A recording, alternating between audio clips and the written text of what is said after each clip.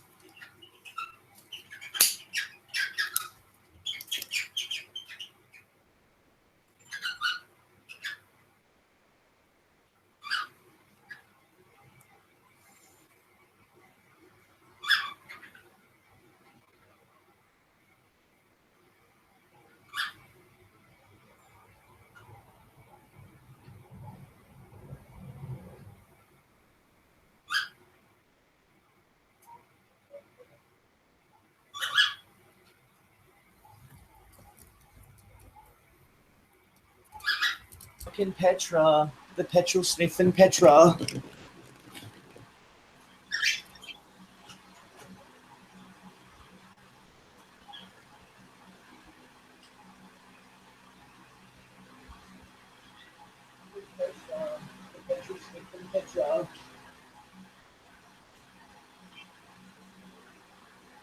Petra likes to sniff petrol.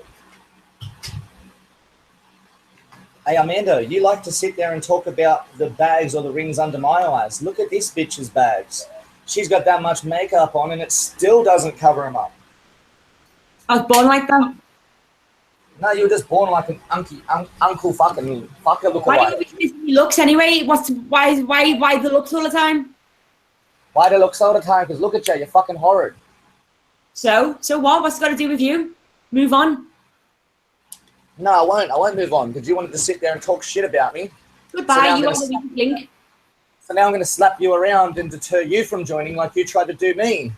Bitches don't deserve respect bitches don't deserve respect when they're filthy fucking junkie bitches. There we go. Dismissed. See, that's how a real man treats a lady. All right, if she wants to treat herself like a toe rag, treat the bitch like a toe rag.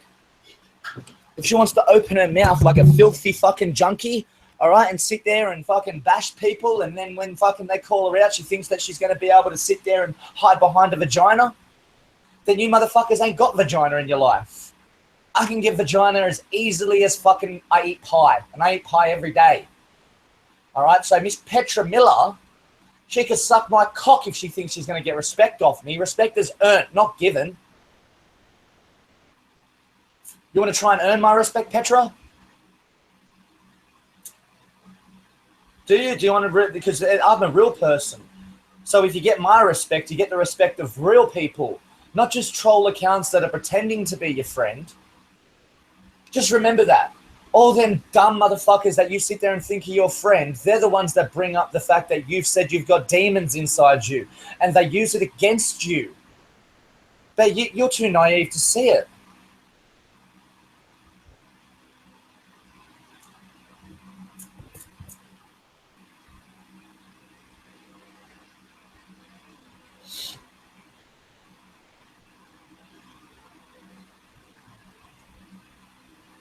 Why is there a random lady in the chat named Rose Claire McKelvana, whatever her name is, and they've been given moderator of the show, but yet they've never attended the show? That's very weird. That's very weird that trolls have done that. Trolls are like given moderator by other trolls. No one ever says a word about it. The person doesn't jump on the show and add anything to the show, like another viewer or anything like that. All they're here for is to talk in the chat. Maybe that's Abby on yet another fake account. Is that you, Abby? Is Rose Claire McClevena one of your accounts? How many accounts do you use?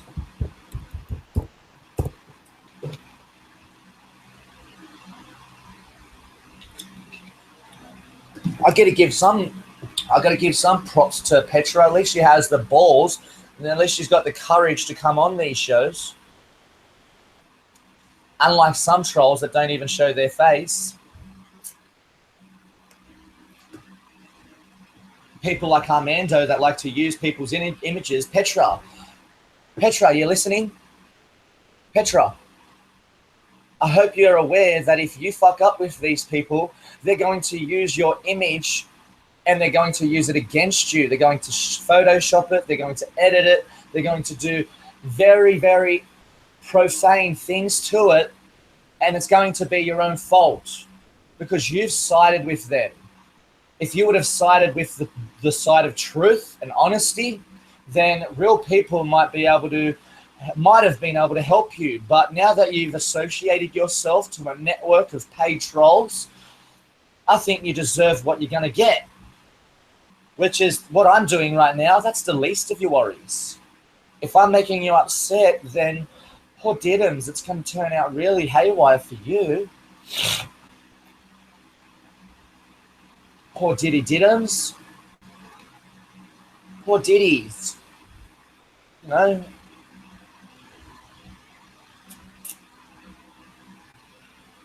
Armando, have you figured out how to stop people from removing others from the phone calls? If you would like, I can teach you how to stop people from joining. I mean, not joining, from removing people, if you like.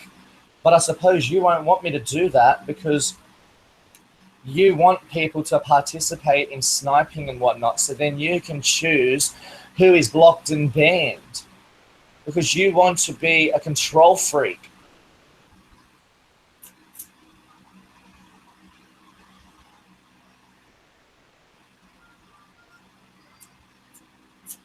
I'll show you. Well, it's pretty easy. If you go into your inbox or whatever it would be called, I load up my email, so my Gmail. I'll load up my Gmail, and then if I can click on it now, I'm just going to go click on it. You click on the little chat box, and then you've got a settings bar. All right. But if you're on computer, well, it doesn't seem to have the same settings. So I'm going to find out if I can find it on here. You can do it on your phone very easily. So maybe you need to be on a phone to do this. So if you access it via your phone or the app itself, so you go into the Google Hangouts, just wait. So you go into the Hangouts app, you go onto where you would usually remove people. It's the same concept of removing people. You go into the options, In And the then you middle can- of the street. You, as the owner of the show, you will have a few more options than everybody else has in this. So I can rename the group to Cocksucker and Trolls. Hiya. Ready? So there's the name of the group's being changed. You rename this hangout to Cocksucker and Trolls. If you go into those settings, all right, because you're the owner of the show and the moderator and whatnot, you'll have a lot more options. All right? How are you, babe? And from there, you should be able to take the remove function off. It has been done, and I've seen it being done on other shows. Oh, why did you clear the name, buddy?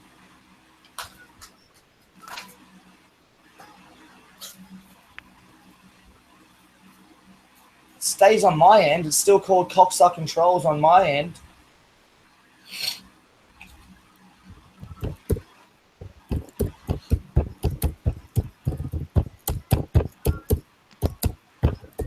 Patrick? It's amazing that I'm supposed to be this big bad sniper, and yet I'm the one that's being sniped, and you never address the issue, Amanda.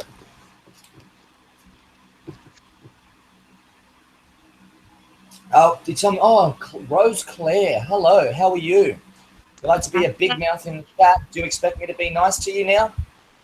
I don't care whether you're nice to me or not. You're nothing to me, Adam, in case you didn't know. And who's Abby, by the way? Beg your pardon? Who is Abby? You thought I was some account called Abby? Oh, I wouldn't have a clue who Abby is because she doesn't show her face. I'm not too sure if that's a picture of you or not, but I don't know what Abby looks like, so I can't really verify if you are her or not anyway. Where Abby's from? Beg your pardon? Do you know where Abby is from? She was on the last show. Right, well, I'm from Northern Ireland, so I don't know who Abby is. I don't know if you're in Northern either. Ireland. For all I know, you could be next door neighbour. I wouldn't have a clue. G'day, Skitty! A dingo ate my baby! Did they really? No, they didn't. I'm being an asshole, just like you. Ah, well, that's a very lame joke.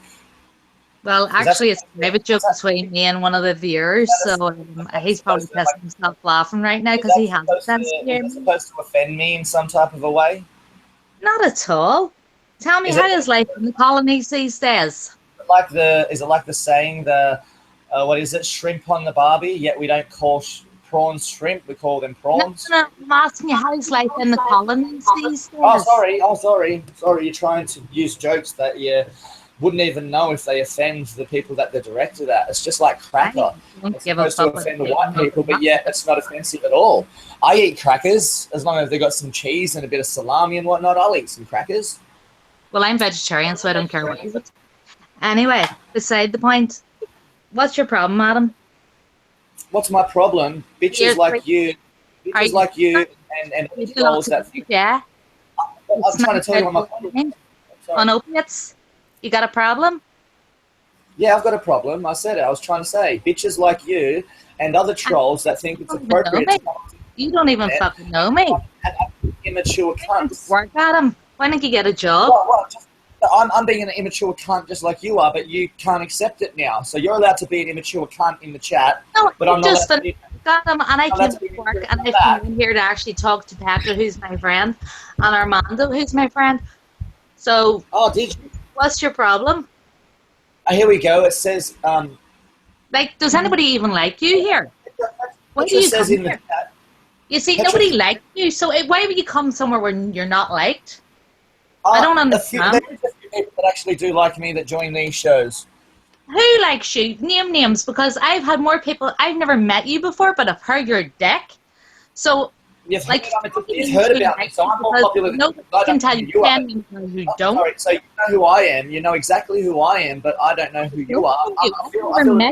I've never spoken to you before, but you've got a really bad attitude, and you're being very rude to Petra. You just said that people talked about me elsewhere. No. You've just got a big mouth and nothing else to back it up. Sorry. You've got a sorry. Petra says in the chat, demons hate me, Adam. I hope they hate me because I'm not here to support some type of evil. delighted. I'm fucking delighted. So if demons hate me, I guess I'm doing the right thing. I guess the little God that you put down there, see how you've spelt God, Petra? God doesn't smile upon your attitude, but you used the little g, which represents it's not the God that I believe in, all right? God is represented with a capital G, all right? So you're talking about some type of a demon God, and I don't think they would smile upon my attitude, because my attitude is directly against them. Hang on here, Adam. You're being very disrespectful to anybody else's beliefs, despite whatever Petra believes. You don't know what anybody else believes, and you're just saying that your opinion is absolutely 100% correct. So basically, you're saying that you're a dictator. Elaborate on that. And what part of me? What part of me reading your comments? You're God. What part of my comment gave you that assumption? You want me to explain something? Because I can talk. I can talk every day of the week. I can just go on and on and on. I can be as boring as fuck, just like you, but I can go on forever. Oh, it's obviously, but you just don't add any. I can just be a boring out cunt just like you. You just don't add any actual I will context. just keep on going, and I will wear you down into the ground. But you won't. That's the thing. Is you think I feed off demons. I feed off demons. In the bottle, I will turn you. I feed off demons in a way where I won't cast the demon out of you. I'll just feed upon it, so then it ceases to exist. I don't have any demons in me. You actually believe in demons. Are you that dumb? I'll make you feel like a better person. The love of are you telling me in the 20s? You will realise that you've lived life the wrong way. I'll show you moral ethics. I'll show you what is wrong with argue? Fucking hell, must be tired of being you. You hate yourself. You must really feel bad about yourself to be like this. Exactly, Petra. He must. He's probably that's why he can't censor himself and be quiet and like ask himself stuff. He's got to like cause chaos all the time, because if he silences himself and bees around himself for a minute, he'll fucking kill himself. He's got mental issues, and I bet like him, he's got anger issues.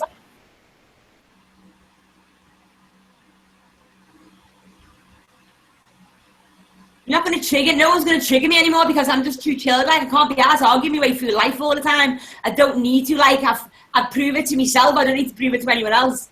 I'm always right, like, about anything.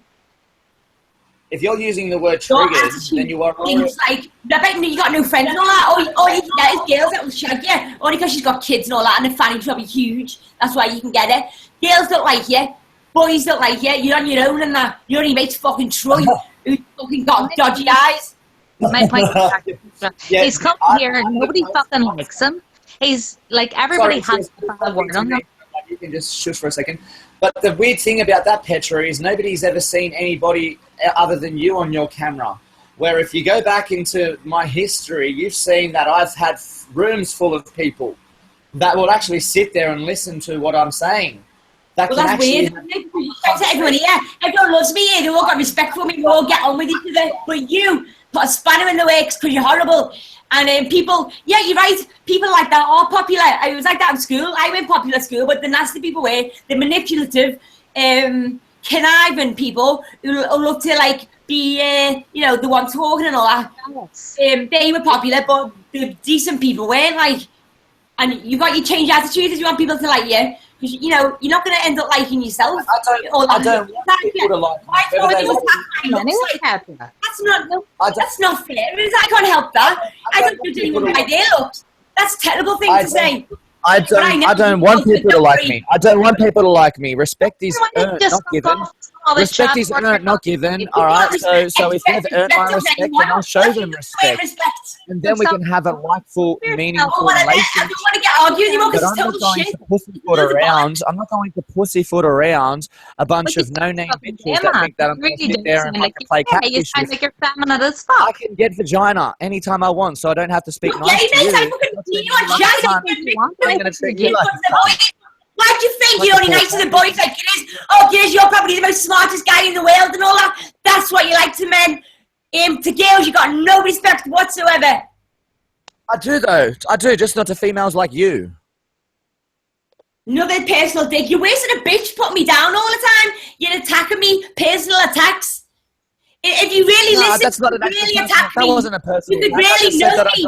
I listen to you. I listen to everyone, and I know you, so I can rip you down. But you can't offend me or say anything that'll hurt me because you don't know me, because you don't listen. The personal attacks that I have made on you, is that you can fit a truck in between your cleavage. That's a personal attack. When I say I don't like you, that's not a personal attack. That's me being honest. I'm sorry that you don't like my honesty. I can apologize for making the personal attack about your cleavage, but the point is I still don't like you, and I don't have to pretend to like you. Or your fucking mate over here, Rose Claire, that thinks that I'm going to fall for a catfish trick. Just because you're a female doesn't mean that you instantly deserve respect. Respect is earned, not given. Adam, you're a fucking dick. Shut the fuck up. Nobody likes you. Why don't you piss off? But no, how do you know that anybody likes you, considering there's 2 females on the chat and still everybody's like hesitant to join? Because they don't want to be like ostracized for being catfish. Likes me because I'm in like private hangouts with other people. They're falling for your catfish tactics. You need to doll yourself up a bit more. You have nothing to bring to the conversation. You sound like you're fucking gay. You sound like a bitchy drag queen. You sound like it's now you're trying to make personal attacks on me, but they have no effect on me, like gay and I'm a tranny or this or that. That's funny. Like, yeah, sweet, no worries. I'm gay. I'm so gay. You do realize that gay is a word. If you looked into the actual dictionary and not one of these just Google searches, then you'll realize that gay doesn't mean homosexual. Gay means happy, just like faggot. Faggot means a bunch of sticks. So I don't know what keep on trying to be whenever you talk over the top. You can try the fucking best. Maybe you've been homeschooled and you think it's appropriate to use the language that you are, but like you're actually making yourself look docile. You know what the word docile is? Nobody wants it in their chat. You're not welcome here. Fuck off. But if I wasn't welcome here, then Armando would say that I'm banned and Adam, keep on. You know, I'm telling the truth. Nobody fucking likes you. Nobody invites you to their hangouts. Nobody fucking wants. Armando would change the hangout name to Adam is not welcome, not link in description. Because you know yourself. Nobody fucking wants you here. Sling your hook. Are you sure about that? Yes, I'm fucking sure of that. I know that you probably don't want me here, but I think you're projecting and talking for other people. You know what I mean? I think you're trying to talk for other people. That complaint to Armando continually that you're in the group, your attitude is disgusting, and that you just are so rude to Petra Miller for no reason other than the fact that you have a bad attitude. You come across like a bitchy gay boy that was bullied in school, and now you've got mental health problems. I can't understand what you're saying. Your Irish accent's all over the place at the moment. Honey. I can hear him, buddy, because you sound like you're Australian. The girl, and you got me wanting you. Can you repeat what you said then, Rose? Because I didn't hear what you were actually saying. That's because you muted me, Adam, like about 20 million times, and you kept on trying to speak over me. What I was trying to explain to you was nobody likes you. Nobody wants you here. Oh, if that's the case, I'm going to interrupt you there because I don't care if anybody likes me, and I don't care if you self-project and tell yourself that everybody doesn't want me here. I think they think it's entertaining that what I'm doing to you. The whole chat's laughing at you. No, they're not, because I'm actually looking at the screen right now and nobody's laughing at me. And I'm in private hangouts with these people. Are you in any private hangouts with these people? Look at Captain Don. Captain Don is saying, what the fuck is going on here? And then he's got like a little smiley face with tears running down. That means he's laughing. He's in hysterics. Captain Dan. I don't know why you would think moderator tool. You're the type of bitch that will use that moderator tool just because you don't like somebody. So you're going to hinder somebody else's show because you have fucking period problems. Hi, Dan. How are you? Because it's your time of the month, then everybody's going to get banned because you're a dumb redhead. You're a dumb redhead that has anger problems, and now you're going to try and take it out on everybody else and ruin a show that people are supposed to be free to join at any time and say whatever they want. You said that he's not laughing with you. Wait, because you said earlier that I was trying to dictate, but now it seems that you're trying to dictate and tell me that I'm not wanted here and I'm not welcome when this isn't even your show. Sorry, I had to mute you because you were talking too much and you wouldn't let me speak. You see, you're at it again. You're trying to mute me and tell me that my opinion isn't important, and you're just muting everybody else because you can't handle the truth. You really can't handle the truth. Nobody wants you here. Nobody needs you here. You don't bring anything to the conversation apart from aggravation and conflict. But I'm going to have to jump in there and interrupt you. But I have to jump in and interrupt you there because you said that I haven't brought anything to the table practically.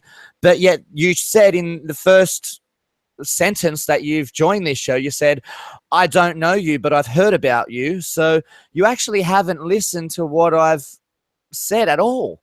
You haven't even taken the time to see if I've actually added anything to the conversation. I muted you because you were talking shit, and that was an easier way to make sure you didn't talk over me. Sorry, Rose.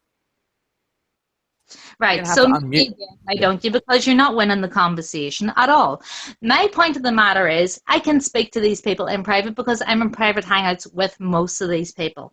Okay. I'm sure you are. People like to talk to me. I'm sure you are collaborating behind the scenes with all these trolls and they've offered you some type of a paycheck and you need it because your prostitution isn't paying at the moment. Nobody wants to root a dirty old fucking redhead. You know, I might have been good when you were younger and you had a little bit of looks going for you, but at the moment you just seem like a dirty old. And most truck drivers have all got their wives these days, you know. The most truck drivers have got wives and they're wived up. So I don't think that you're going to get many payments on the prostitution market now. So you've probably joined the troll networks. Just to inform you, prostitution is illegal in Northern Ireland. And secondly, shouldn't you be arrested then? Shouldn't you be arrested then? Why? Oh my God, you're just the bottom of the pit, aren't you? Like, you're just a bag of shit. Trying to say I'm a prostitute? Oh my God, you're just so pathetic. And what do you see? You're probably going to mute me now because it just suits you to be muted. Personal attacks all you want. It makes you look even more docile. And they have a career and they're well liked. That's just complete polar opposite to you, isn't it? That you're well liked, but you're going to have to go and make another account to agree with yourself. No, I don't have to make another account to agree with myself. I have a lot of friends here online. I have a lot of fake friends online. So you have a lot of fake friends online. What time's it right now? 3 o'clock in the morning. So in the middle of the night, and you're fucking trolling on a YouTube channel, buddy. As my father would say, sort your life out. As your father would say, he's obviously said it to you plenty of times, sort your life out. Like you said, that's what your father said to you. My father put me to university. Again, so I can say it. As your father said, sort your life out. He didn't say that to me. I've never met your father. So who was your father talking to when he said sort your life out? Maybe you? Maybe your father seen how disrespectful you are, how unknowledgeable you are, how self-absorbed you are, and he said, sort your life out, and now you're trying to project it onto me. Maybe that's the issue here. Maybe you don't like me because you don't like yourself. Me again, why? Yeah, you can keep muting me, Adam. It'll make you feel better. You can't win a conversation, so you have to mute people. Well done. So if you don't give me a break to talk, then obviously I'm going to have to mute you. 3 o'clock in the morning now in Australia, and you're awake on a YouTube channel having a debate with 2 girls. I'm not having a debate. This isn't a debate. Are you serious? This isn't a debate. What's the topic then? What's the topic and what side of what stance am I taking? You're a fucking if you're a dirty... You're a winner. Well, what's the debate? What's the topic? There isn't a debate. Like, doesn't a debate have a topic? Nobody wants you here, Adam. Now you're going back to that. So that's the debate. Here. So the debate is about if anybody wants to here or not. Yourself feel so the topic or debate topic is if anybody wants me here or not. But the fact of the matter is nobody wants you here. And I guess you're on the... you're on the opposing. 3 o'clock in the morning. Any normal person would be asleep, but you're probably too coked up. Or what time in the morning? 3 o'clock. Where's the trees? Crystals or whatever it is you snort. I don't care what you put up your nose. At 3 o'clock. I'm not sure of that time. I'm not sure of that time, and this is the perfect time to fight demons. I think it's time to have a cup of cocoa and go to bed. 3 a.m. is the perfect time to start fighting demons. But That's when the demons come out to play, like yourself, and they try to make ad hominem attacks against people like myself who are fighters of demons. I am a warrior that fights demons. So obviously I'm going to be on a show at 3 o'clock in the morning to try and fight demons. It's the most appropriate time to join the show. It'll make you feel better. You can't win. Oh, here we go. Can't win. Did you make a fake account about me? Oh, so happy. No. Why would I don't even fucking know you, dude. Why would I waste my life on you? You're nobody. You've got nothing. But you're talking to me, but you've wasted a good 20 minutes now talking to me. Going for yourself, Adam. Like, you've muted me, you've called me a prostitute, you've called me a slut, you've called me a bitch. I didn't call you a slut. I didn't use the word slut. No, sorry. You just called me a prostitute. Okay. Yeah, I called you a prostitute. You sell your fucking 50-year-old fucking vag. I don't know what I'm going to describe it as. What would it look like? What would it look like at 50? Oh my God, maybe Jim. Does it look like an anteater? Does your vag look like an anteater? All hanging bits and whatnot? You know, an octopus head? Does it look like that squid out of Futurama? What is his name? Squidward or whatnot? Is that what your vagina looks like? Squidward? Flappy whenever she's squeezing you out. Flappies and whatnot. Like, oh, no, I should have had an abortion. Can we call you Flappy Bird? Can we call you Flappy Bird? Is it all right if I use that nickname? Flappy Bird? Flappy Bird? Why Flappy Bird? Flappy Bird. Well, because your vagina would hang down like Squidward's face. What, like your face? You mean you have a face and you like a well-chewed toffee? I have a face like what? A well-chewed toffee? A well-chewed what? Toffee. Toffee. Toffee? Oh, toffee. A well-chewed toffee. Okay. Yeah. If you look at my eyes there, you can see that I have nothing to hide. Oh, well, you're hiding behind your... I actually think that I'm attractive, so I'm a little self-absorbed because I actually have faith in my looks. I have confidence. So you can sit there and try to ridicule me, but if you look at my nose, do you see that it's broken? So like I can talk my nappy talk anywhere I go, and it's not effective to behind you. It's not effective for you. You only talk this nonsense online with your fake friends, and then when somebody like me comes on and talks real to you, you sit there and try to say that I look like a chewed up toffee. Yes, I'm so intelligent. What would a chewed up toffee have to be offensive? I've ever met in my life. How is that even offensive? A chewed up toffee? Because like, couldn't I mold the toffee however I wanted afterwards? Well, the whole thing about being a well-chewed toffee is like your teeth mark the toffee, so therefore it's all puck-looking. So how can you mold the toffee if it's chewed? Well, after you've pulled it out and it's been chewed, wouldn't you be then able to remold the toffee? Because it's toffee. Toffee's moldable. It might have the teeth marks in it, but wouldn't I then be able to remold the toffee? I'll let you know from Durex instead of having a birth certificate. So what do you do? Sorry, I've corrected you and you got a little bit stumped on the subject. I'm not stuffed. You don't even fucking know me. Sorry, but you called me a well-chewed toffee and I asked you... You call me a prostitute. Couldn't a well-chewed toffee be remolded? I don't think that you can remold your face. Like, look at your eye. What's your profession? If we look at my picture, and then we look at your picture, is there something wrong with your eye? Are you looking at me or are you looking at Petra at the same time? I'm gorgeous, Adam. I get told every day I'm beautiful. Are you looking at me and Petra at the same time? I'm not too sure if you're talking to me or Petra now. You're covering your face in your photograph and you got big tweaker eyes. You look like... But I'm not actually covering my face. I'm showing a tattoo. Oh, nice. Real classy. You've got a tattoo in your hand. That's very low class, is it not? That's very low class. People have tattoos all over their body these days. Tattoos are... Does it make you less classy if you have a tattoo? So you probably flip burgers at McDonald's. So if I get the most classy person, all I have to do is put a bit of ink on their body and they're no longer classy. That's right, yeah. Because tattoos, people judge with tattoos. Oh, and you're religious. Well, you do realise it says in the Bible you're not supposed to get tattoos, right? Do you really believe the Bible? Because I don't. Well, I thought you were... Are you one of these people that try to dictate and say that people should believe in the Bible, yet you probably haven't read the book properly? Considering you're a woman, Considering you're a woman, and it said, but can we have a discussion about this? I can add something, and then you can talk back to me about it. But considering you're a woman, the demon side of the thing. So, like at the end of the day, you have so I can remember what I'm going to say.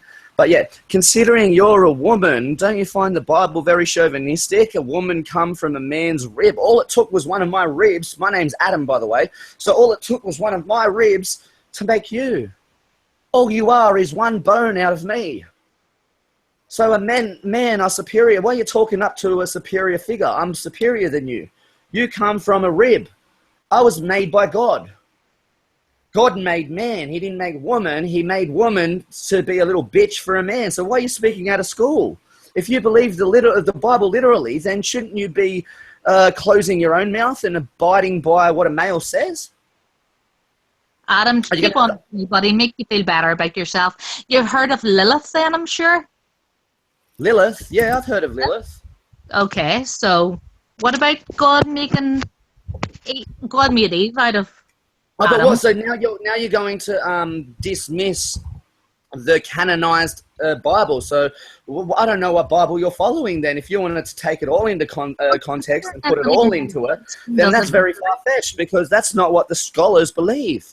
Now, they have removed those books that you're talking about. You're talking about the books of the Book of Enoch, if I'm correct, and that book was removed from the canonized. The canonized presentation, that if you wanted to call it a presentation. Your tattoo looks, because that's really my issue here.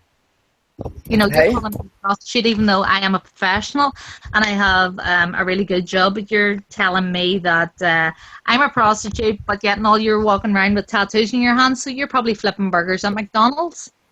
No, I don't. I'm not flipping burgers at McDonald's. I work for You don't want to then, are you? I work for myself, but through Oh, really? What do you do? Drug dealer? drug dealing on eBay. Really? No, that's just very like. That's What, your job is eBay? What do you sell on eBay? Give me a I'm laugh. trying to tell you. I'm trying to be honest with you. You asked me what I do. I buy and sell different items. Whatever item I can figure out I'm going to make a bit of profit on, whether it's 1 cent or $1 or $50 or whatever the profit margin may be. If I can make profit off an item that I can buy off eBay and resell it, then I do so. What's your net profit? About $1,000 a week on minimum. So you're on about 52K a year. So that's minimum. That's like on a minimum average. Like on a bad week when I haven't really done anything, I haven't done any work, I haven't done any buying or selling. Then I'll make $1,000 just on the items that I have for sale. But if I was to sit there and try to get some money out of it on a good week, I might be up to 10 grand sometimes. Well, that would be more worthwhile if you were making that amount of money a week. But if you're not making that amount of money a week, really buying and selling stuff. I'm not greedy, so I only maintain the lifestyle that I choose to live at this time. If I wanted to live a bigger, more fashionable lifestyle, then I work harder. So when I knew that I was going to Thailand, I worked hard. So then I could take a lot of money with me. And now that I'm back, I don't feel it's necessary to earn the 10 grand a week and whatnot. I can manage off $1,000 to $1,500 a week. So, it's easy to buy food supplies and maintain yourself on a reasonable level. So then other people can then get the products themselves. I'm not rich and fucking famous or greedy. I'm just here to maintain my own personal lifestyle that I choose to live at this time. I'm asking you a question. What did you think of Thailand? I was there 2 years ago. I was very educational. It was very informational. The people in Thailand woke me up to the realization that people in first world countries like yourself, you're up yourself and you think your shit don't stink. Wowzers. Okay. Well, let's talk more about the Bible then. Can you tell me more about the Bible, Miss Religious Figure you're sitting there and the next thing you're going to say is you believe in the Jesus figure, but yet all you've done is try to add ad hominem attacks. I don't believe in Jesus. So for you to sit there and preach this bullshit to me and then say that the Bible says that you're not supposed to get tattooed, well, shouldn't you be a Jesus lover and not be participating in back and forth slanderous rhetoric? says the one who called me a prostitute. Yeah, like I said, I don't believe in Jesus, so I can say whatever I want. There's no fake man in the sky that's going to be saving me.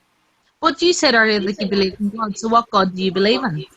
I believe that a female is a god, and I believe that bitches like you don't know how powerful you could become because you're so indoctrinated by a male's fucking text that this is what you do. You present yourself and just use your looks, which is fucking nothing at the moment, to try to entice people.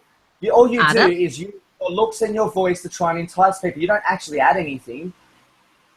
Hang on a second. That is very dishonest in my eyes. I believe in that my eyes, that's very dishonest. So I'm going to call you out appropriately.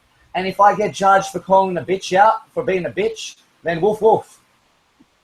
Meow.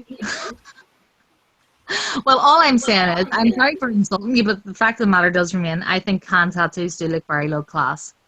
And people with hand tattoos do find it harder to get professional jobs, and that is a fact. It's very easy to cover up the tattoos. But, like, you have to wear a bandage and stuff. No, you don't. There's plenty of makeup. You know all about makeup. There's plenty of makeup that can cover hand tattoos. I wouldn't know. I don't have tattoos. Well, if I look at your face, I can see 3-4 layers, about 4 inches thick, worth of makeup. So you're telling me that you don't know about makeup, but if I look at your face... That's one. It's a different story. If you go to my G+, you'll actually see pictures where I'm not wearing any makeup at all. I'm not interested in going and searching your profile and finding out Judging. how different you've been online. I'm judging you because you are. Like you said, you know who I am. You've heard of me before. You know, I'm a little bit famous on YouTube, but unlike you, I don't know who you are. There is a difference because makeup has been in society for years. It is, it's there to enhance your features. What's enhancing about having a tattoo in your hand? It just looks low class. Am I not right? It just looks, beg your pardon? I didn't hear the last word you said. Low class. Low class. I don't think it does. I actually don't think it looks low class. I think it makes me look more intriguing. It's more of an interaction and more of a conversation starter. Like people that usually wouldn't talk, wouldn't have conversation, would now come up and ask me why somebody like myself that talks about the Bible and whatnot so much would get hand tattoos. So it's a conversation starter, for one. And it's very appropriate considering that you're all trying to troll me, but yet you're getting trolled. But I'm not trying so that smile that you can see, if I remove my hand, it looks exactly like the smile that I've got on my face now. Just huge grin. I've just got a huge grin. Yeah, that's probably because you're high as fuck. No, I don't do any drugs, sorry to say.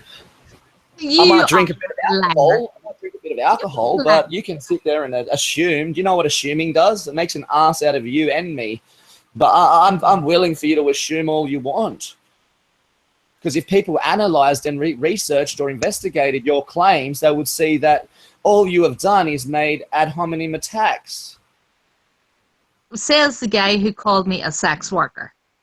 Considering you come on the internet looking like that, why would you? What's that picture supposed to be doing? Looking like what? Are you supposed to be trying to find a husband on here or something?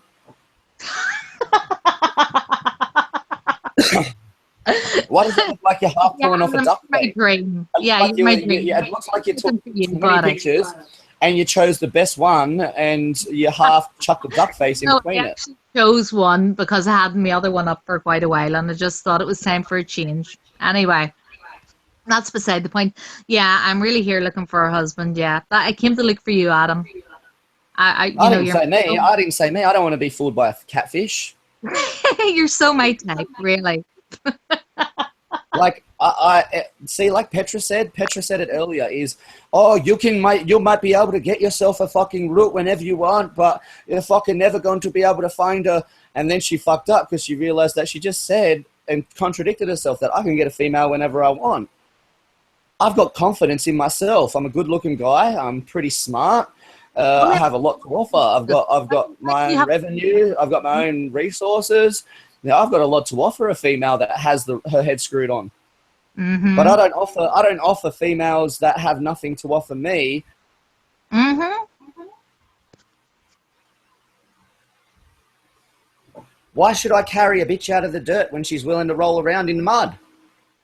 Well, that's true. But then who's a high-class bitch would want to drag you up out of the swamp? How can you even say that you're high class or mention high class? But I don't think anybody like yourself would even be able to get into a high class type of event. But I was born into high class. I can't help it. You were born into high class, and then once they seen who you were, you quickly got dismissed. So your parents might have been high class, but that doesn't make you instantly high class. That just makes you offspring of a high class, of somebody high class. That's like saying that Will Smith is high class, and so is his transvestite dressing son, Jaden Smith. No, Will Smith's the popular one, and Jaden Smith just got his popularity through his father. Like, you're trying to use somebody else's life for your own benefit. If you want to sit there and milk off mummy and daddy your whole life, then so be it. But I'm 50 years old, remember? Oh, I don't know, by the look of your picture, and you're still milking off mummy and daddy. You're still using the fact that you said, I was born into high class. Shouldn't you have been able to make it on your own? Did you take the silver spoon out at any time? But I personally don't think that you had a silver spoon. In the Middle East, and I had worked in America, and I lived in Edinburgh as well. I have made it on my own. Oh, have you? Yeah. Made it where? Out of the gutter, back into the gutter? No, I lived in Edinburgh. I lived in New York. I've lived in Bahrain. And that means what? That I have been able to sustain my own lifestyle for 10 years now. Oh, but that doesn't make you high class. But it does, babe. If you move in the circles I move in, they're very high class. Oh, are they? Yeah, of course. Just based on what you're saying here. Oh, okay. My friend circle do consist of high profile people. Oh, yeah. Oh, I suppose they do, hey. Yes, they do. So you're a high-profile person, well, a high-profile affiliated person, and yet nobody's here to defend you. Like, you know, you shouldn't have white knight in shining armors and whatnot that come to your protection. I don't need backup. I think you do. You just got slammed around all over the shop. Petra's even muted herself. She knows that it's that funny. All the time. She's probably laughing. Like, you are losing the conversation because you feel the need that you have to mute me. I didn't mute you once. I had to mute you. I had to mute you because you kept on talking when I was trying to add something. But you were talking over me. I was talking over you in return. I was trying to interrupt you at appropriate times where you were misquoting or saying something out of context. Well, I just got the impression you were just being rude about it. Beg your pardon? I just got the impression you were being rude about it. Oh, well, I might have been a little bit rude by doing it, but my intention was just to get my side of the conversation across to you. You know, sometimes you said things and I had to correct you or ask you on that particular thing what you were saying then. So I'd try to stop you so then I could ask you a question or answer what you've said at that particular time. You're asking 21 questions within one statement. So I was just trying to get it to question to question. Mm-hmm. See, it's a little bit more constructive now. You know, I stop talking, you start talking, and instead of us both talking at the same time, and I only get to hear half the conversation, and then when I don't answer the rest of your question, you sit there and say that I've ignored you. Mm-hmm. Okay. But anyway, like, is this how you conduct yourself with your sophisticated intellectual friends? Wait. High class, sorry, high class. You didn't even say they were sophisticated. What about sophisticated? Well, usually when you're high class, that brings sophistication and etiquette. Well, see, the thing is, Petra's actually my friend on here. It brings in etiquette and whatnot. No, but you see, the thing is, Petra's my friend on here, okay? And I just don't like if anybody was disrespectful to her. And she's an older woman. She can defend herself.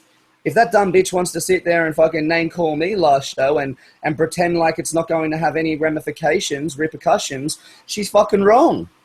I'm the Adam. type of guy that I'll sit there and I'll bash a lady down just as quick as I'll bash a man down. If you want to talk shit, then you're going to have shit. Adam, will you do me a favour?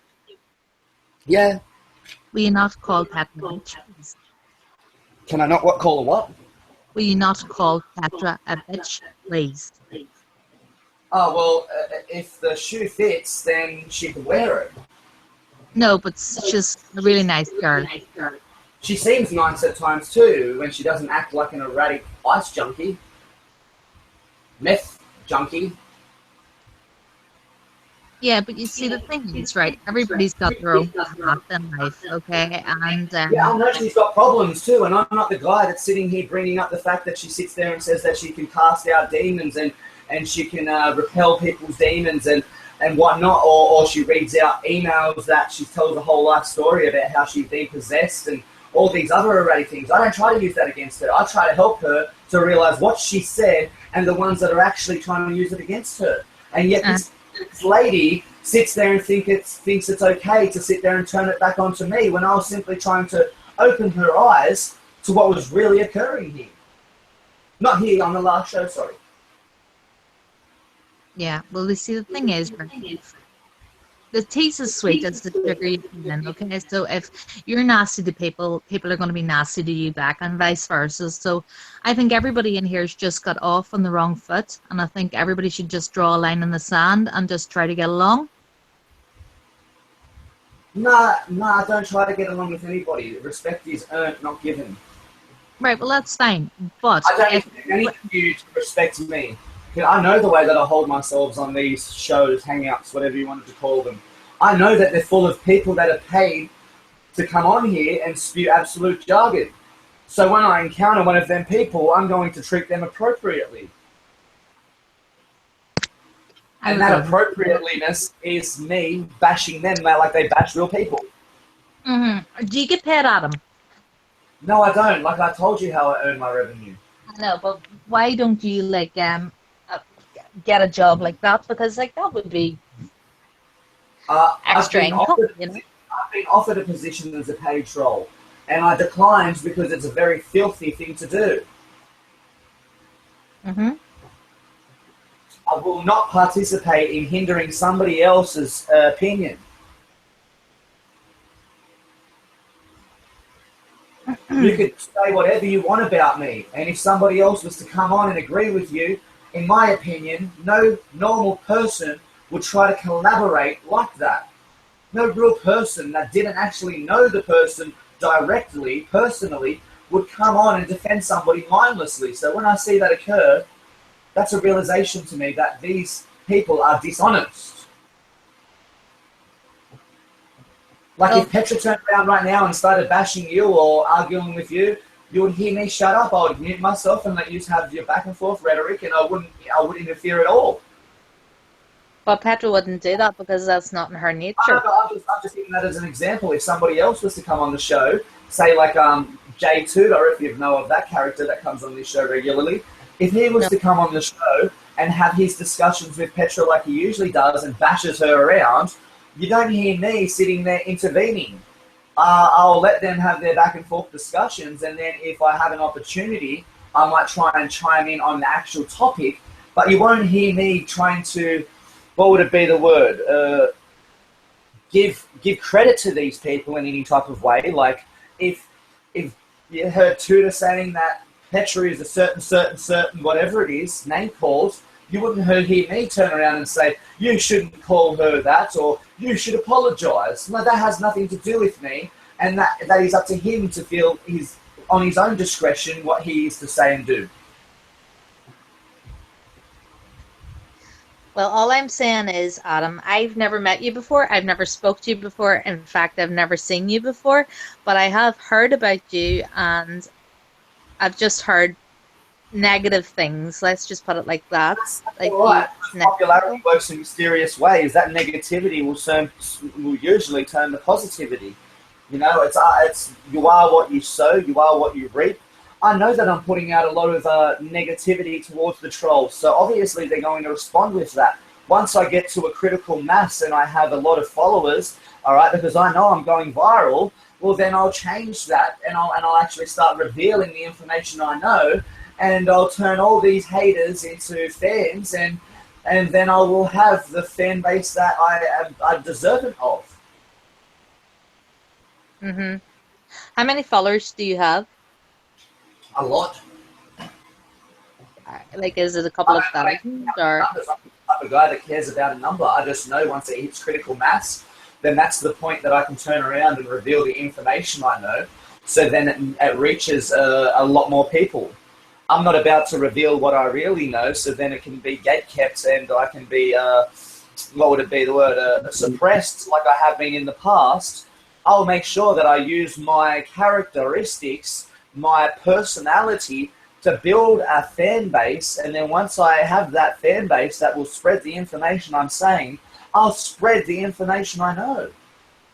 Mm-hmm. And what is your information consist of? And call out pay trolls, and then once people see that I'm on the right path, they'll start chiming along with me like they usually do. Mm-hmm. So what is your channel about? Tell me all about your channel. My channel? No, that's irrelevant at the moment. Do you have any children? No. Do you plan on ever having any children? Well, me and my boyfriend are talking about it, but that's down the line. So do you think that your children would find it appropriate that you participate in these type of activities, joining shows and trying to protect people that are unknowns to you, protect people that might actually be paid? We're probably talking about 5 years from now, maybe even more. Okay. We are talking about significantly a lot of time down the line. Yeah, but that's irrelevant. That's something that is going to be nobody's been affected. Everything to me, so and I'm the type of person that will use it against you in the future, like trolls have used the information that I've presented, and they're trying to. I'll keep a record of this, and then I'll be happy to show your children when they're old enough to realize what their mother was doing online. So you're going to remember me in about 20 years' time? Yeah, I've got a photographic memory, so I remember everything. Well, then why don't you put it to education and get a very good career then? Instead I have a very good career. I enjoy my life. I enjoy it. But you could enjoy it more.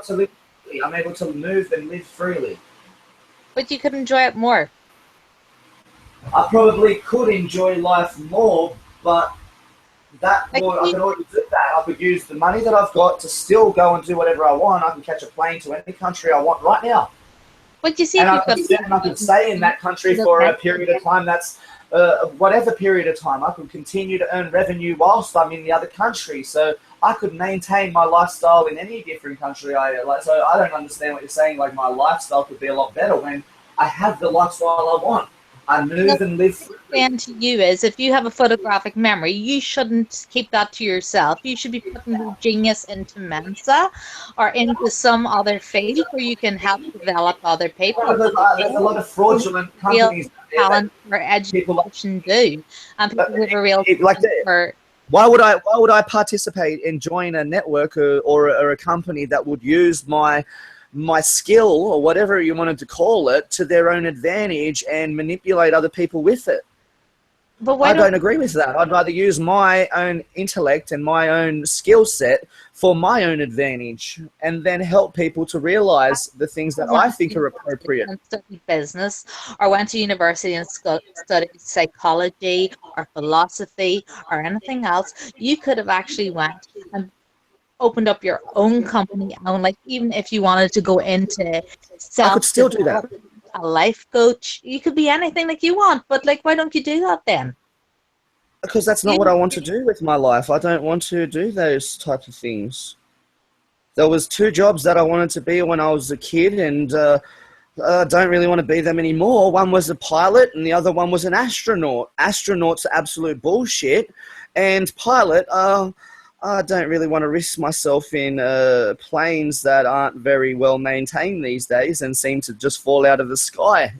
My ex-boyfriend works for Virgin Atlantic, so I know a lot about cabin Yeah, So well, that's good, but yeah, like of the news it, stories I've seen, planes seem to be it, dropping out of the sky and no, mysteriously that's disappearing, actually and black driving a boxes car. aren't recovered, and there's planes that disappear behind buildings and then reappear and then hit buildings and make them fall down. That no plane has ever made a building fall down, and yet I don't want to be the pilot that's blamed for something like that. But that's why you have air traffic control, and that's why you have satellites to guide you. But the Actually, satellites and whatever control system you just mentioned, they didn't help 9/11. but the pilots were actually abducted and kicked out of the cabin at 9/11. That had nothing to do with the technology. Basically, pilots They, actually they only got they got abducted and kicked out of the cabin with box cutters. pilots actually only fly the aircraft whenever they're taking off the ground and actually landing. The rest of the time, it's autopilot. How were they able to get these box cutters past security in the first place? That's a little weird. And then they were able to use these box cutters when every flight has a what do they call them? It's a military personnel that like sits on the plane as a civilian, pretends they're a civilian. A marshal, yeah, that's right, a marshal. So an air marshal. So every plane has an air marshal that has a weapon on them. Doesn't happen. And they have weapons on them. Yes, they do. They have weapons on them. So that air marshal on all the flights the two flights that hit the Trade Center and the one that hit the Pentagon, all those air marshals were subdued, were they too? Our schools didn't come into 2003. Oh, so all these what is it? All these structured companies didn't think ahead, did they? And you expect me to trust them with No, it's my really, photographic memory? which is really interesting actually, because there was tourism on the airlines back in the 80s, I believe, but that was in Asia. It wasn't in the Western world. I'd say you're naive. There was always air marshals. Air marshals have been riding on planes since planes were created. Military personnel are able to fly on these planes without paying, and they do so as security type measures. So if a military personnel was to travel to Australia from America, then they would be used as the air marshal.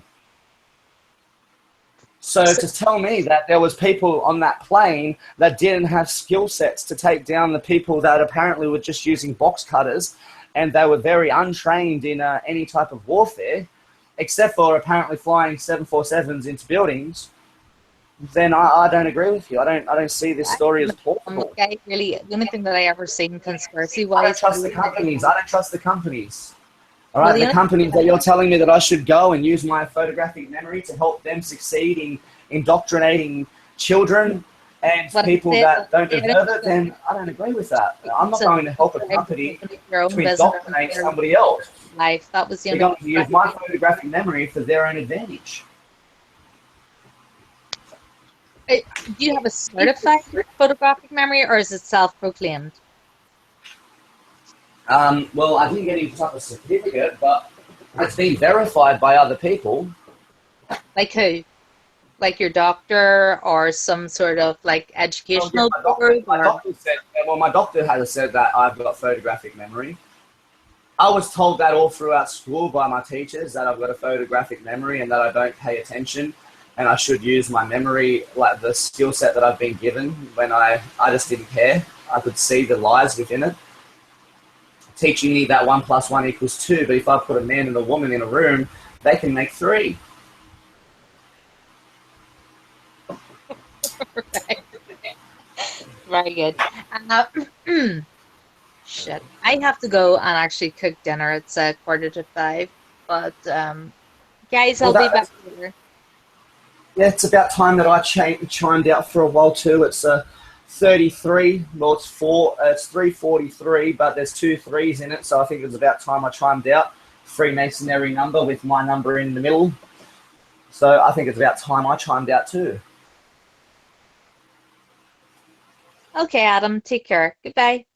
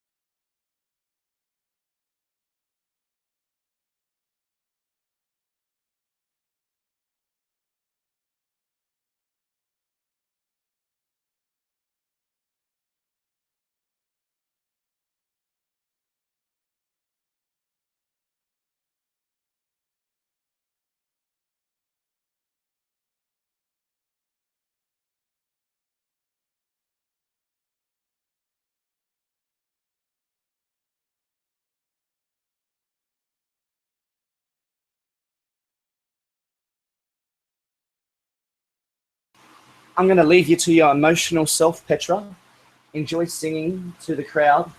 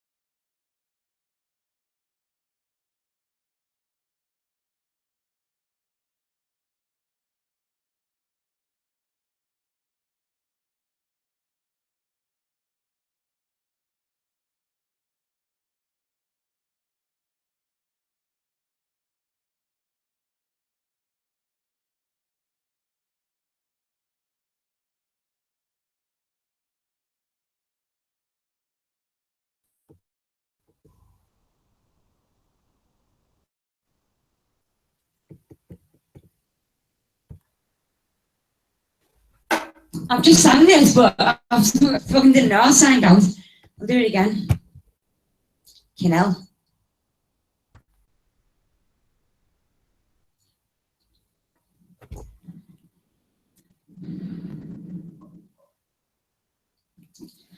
You and I must make a pact. We must bring salvation back.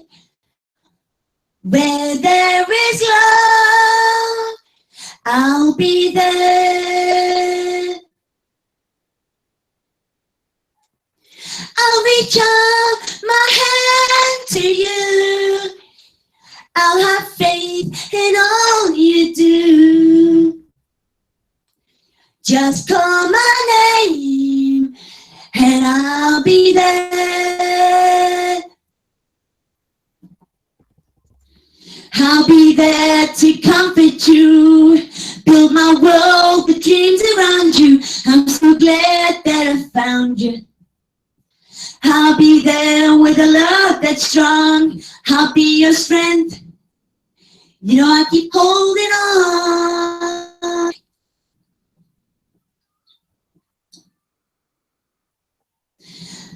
Let me fill your heart with joy and laughter. Togetherness, girl, is all I'm after. Whenever you need me, I'll be there.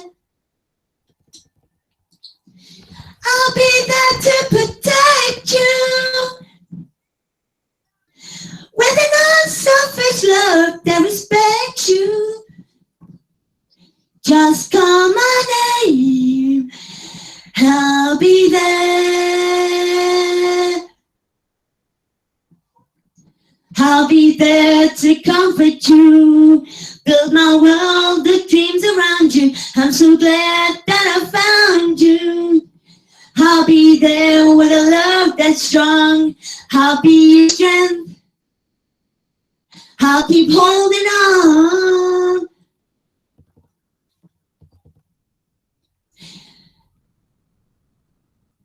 You should ever find someone new, I know he better be good to you. 'Cause if he doesn't, I'll be there. Don't you know, baby, yeah, yeah, I'll be there.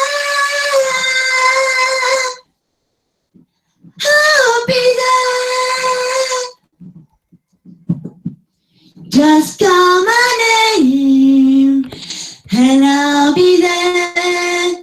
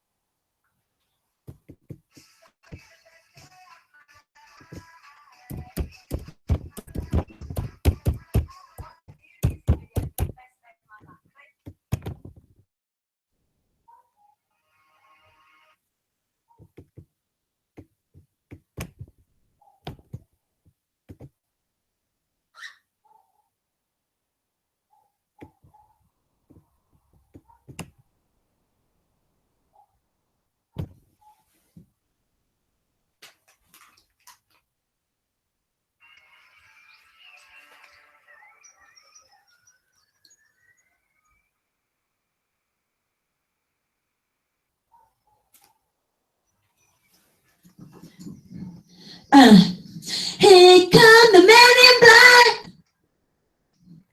It's the MIBs on. Here come the MIBs. Here come the men in black. They won't let you remember. Nah. The good guys dressed in that. Remember that. Just need to be able face to face and make contact. The title held by me MIB.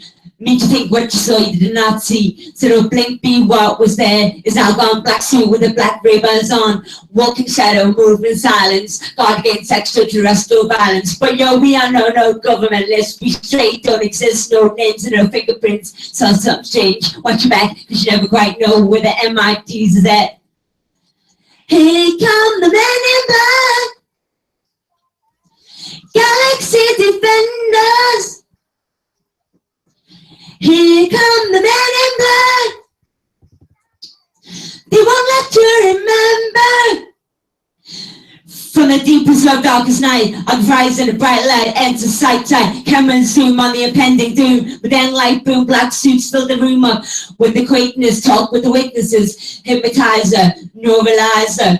Virgin memories turn to fantasies. Ain't no MIBs that I can please. Do what you say, that's where we kick it. Yeah, I mean, I say my noisy cricket, we get wicked on you. You're not the first lad to know this line of defense against the worst scrum of the universe. So don't think rush, cheer us. If you ever get nervous, don't gibberish where the feelers. MIBs freezing up the flag. What's that stand for? Men in black.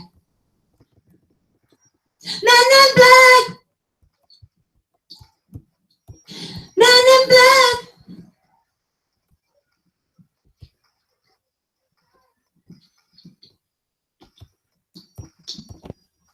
Let me see you just bouncing with it, just bouncing with me, just bouncing with me. Come on, let me see you just slide with me, just slide with me, just slide with me. Come on, let me see you take a walk with me, just walk with me. Come on, walk with me.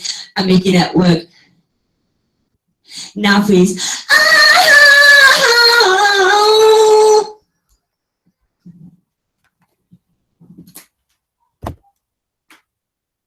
That was hard. That was so fast.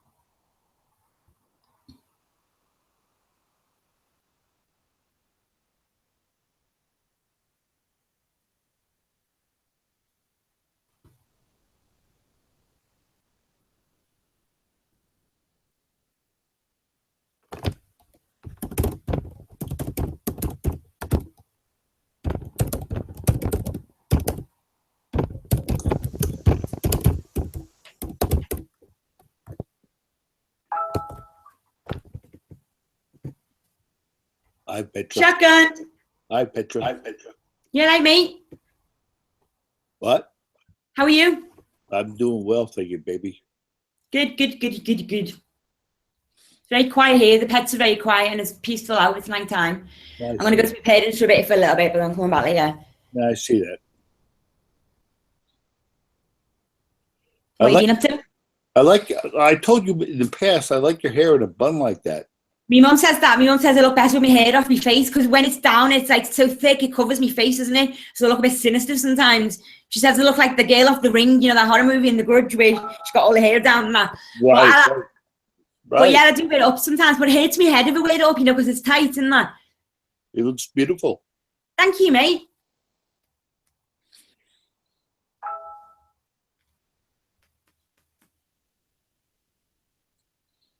What have you been up to? Well, I'm up to trying to find a part-time job for the Christmas season. Right, okay. I just want to occupy my time for a while. Oh, right, okay. Good on you, mate. What are you looking at? Anything, or you got something in mind? Well, there's a store in the United States called Dick's Sporting Goods Store.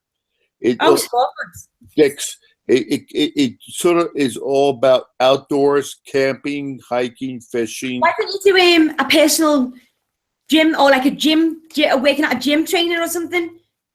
You know, it's hard for people to hire people my age. You know, study it. There's something to do. Study it, and then you could be a personal trainer. You don't have to be any age to do that.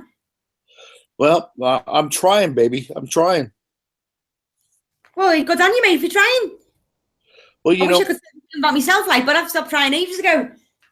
You know, a lot of people want to hire people in their 20s, and I'm in my 60s. Yeah, but what about all these old people? You could start a new a niche in the market. All these old people getting fat and all that, they want to do gym, but they feel like it's too young for them and they can't do the simple exercises. But, you know, you'll get a lot of work from older people. Like, my dad has just started going to the gym for, like, physiotherapy, and he's going to keep it up. My mum went to the gym, but, you know, if you had that care, like that attention on you for the whole hour by one person, you're going to do something. If you go by yourself and you got no personal trainer, you don't feel motivated. From your lips to God's ears. I am trying to make the world a better place. I'm trying one by one, but people are like against me in that. Like, I just want to make a little extra cash and occupy some time. Yeah, it could be a hobby though, innit? Go back and study something. I mature students all the time, and that you learn a lot more. Yeah. You know, instead of just doing a sales job, you can go and study something. That'll take your time up. That's what I'm hoping. Someone else is lucky and getting paid for it just for money, and do something that you actually like doing instead of working. That's what I'm hoping. Yeah. Hopefully they'll hire me. Of course you will. You're next person, aren't you? Oh, baby, I wish I had your support all the time. I'm here for you. Anytime you need me, just reach out.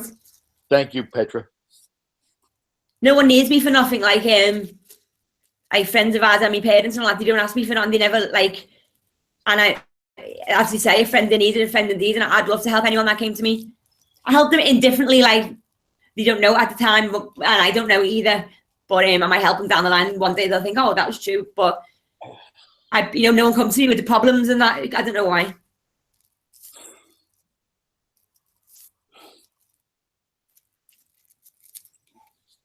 Shotgun, here comes shotgun over the hill. He's got a gun, shotgun, everybody is shotgun. Hoorah. That's like a little cartoon name version of you. I'm a survivor. Why have you been through much, have you? What? You used to be in the Marines, didn't you? Yeah, exactly. So you keep pretty together for someone who's done that? Over 20 years, baby. Sometimes they can't handle it, can they? Get to them and that? Yeah, well, sometimes sometimes people don't understand, and I have to back off. But I'm a good person. Sometimes it takes someone a whole lifetime to do that. Exactly. It's about growing and changing, isn't it? It doesn't matter the past and all that, as long as you change. If you want to go that deep on this, that's why I became a Buddhist. after I got out of combat, I mean, I had to find out a way to survive. Matter of fact, I spent 1 year in a Buddhist monastery just to. I'd love to do that. I think religion is really good in the right hands and done the right way. Petra, let me stop you. It's not a religion. Sorry, but you know what I mean, don't you? I don't know how to word it. Like, what is it? Like, I do know what you mean, but it's not a religion. No, because it's not a god or not. Well, it is sort of. It's like a mantra, and it's like a ritual, and the same thing. I know brothers don't like being religious because I don't know why, but you know that's just the. Do you want to know why I started with Buddhism? It's because they taught the only way to deal with suffering is to live with suffering. That was the basic premise for me getting involved, because I had so much suffering. Oh, mate, I'm sorry about that. My first boyfriend, he was in the army, and I got him out. Like he left the army for me. Yeah, but you know, he was 16 and that. But I'm okay. I'm not. I know you are. You're going to tell me. I can tell.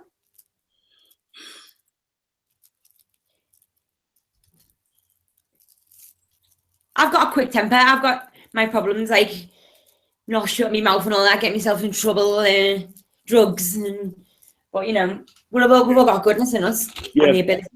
Petra, if I could give you one word of advice, don't do the speed, girl. Don't do the speed. Let it go. It's going to be tough, but I mean. I know, but I don't talk as much when I'm not on it, and it opens my mind and it gives me ideas, you know, and I get all the truth out. I wouldn't say anything if it wasn't for that, you know, and it does. I amaze myself sometimes when I talk. I'm like, oh my God, didn't know that. And it's helping someone somewhere, like someone is writing down the information. I want to get it all out, you know, and that just helps me. Why didn't you think I should do it? Well, because in my experience, that any drugs like that are going to fry your brain cells to a certain extent. But that's the thing, they don't. They make them even better.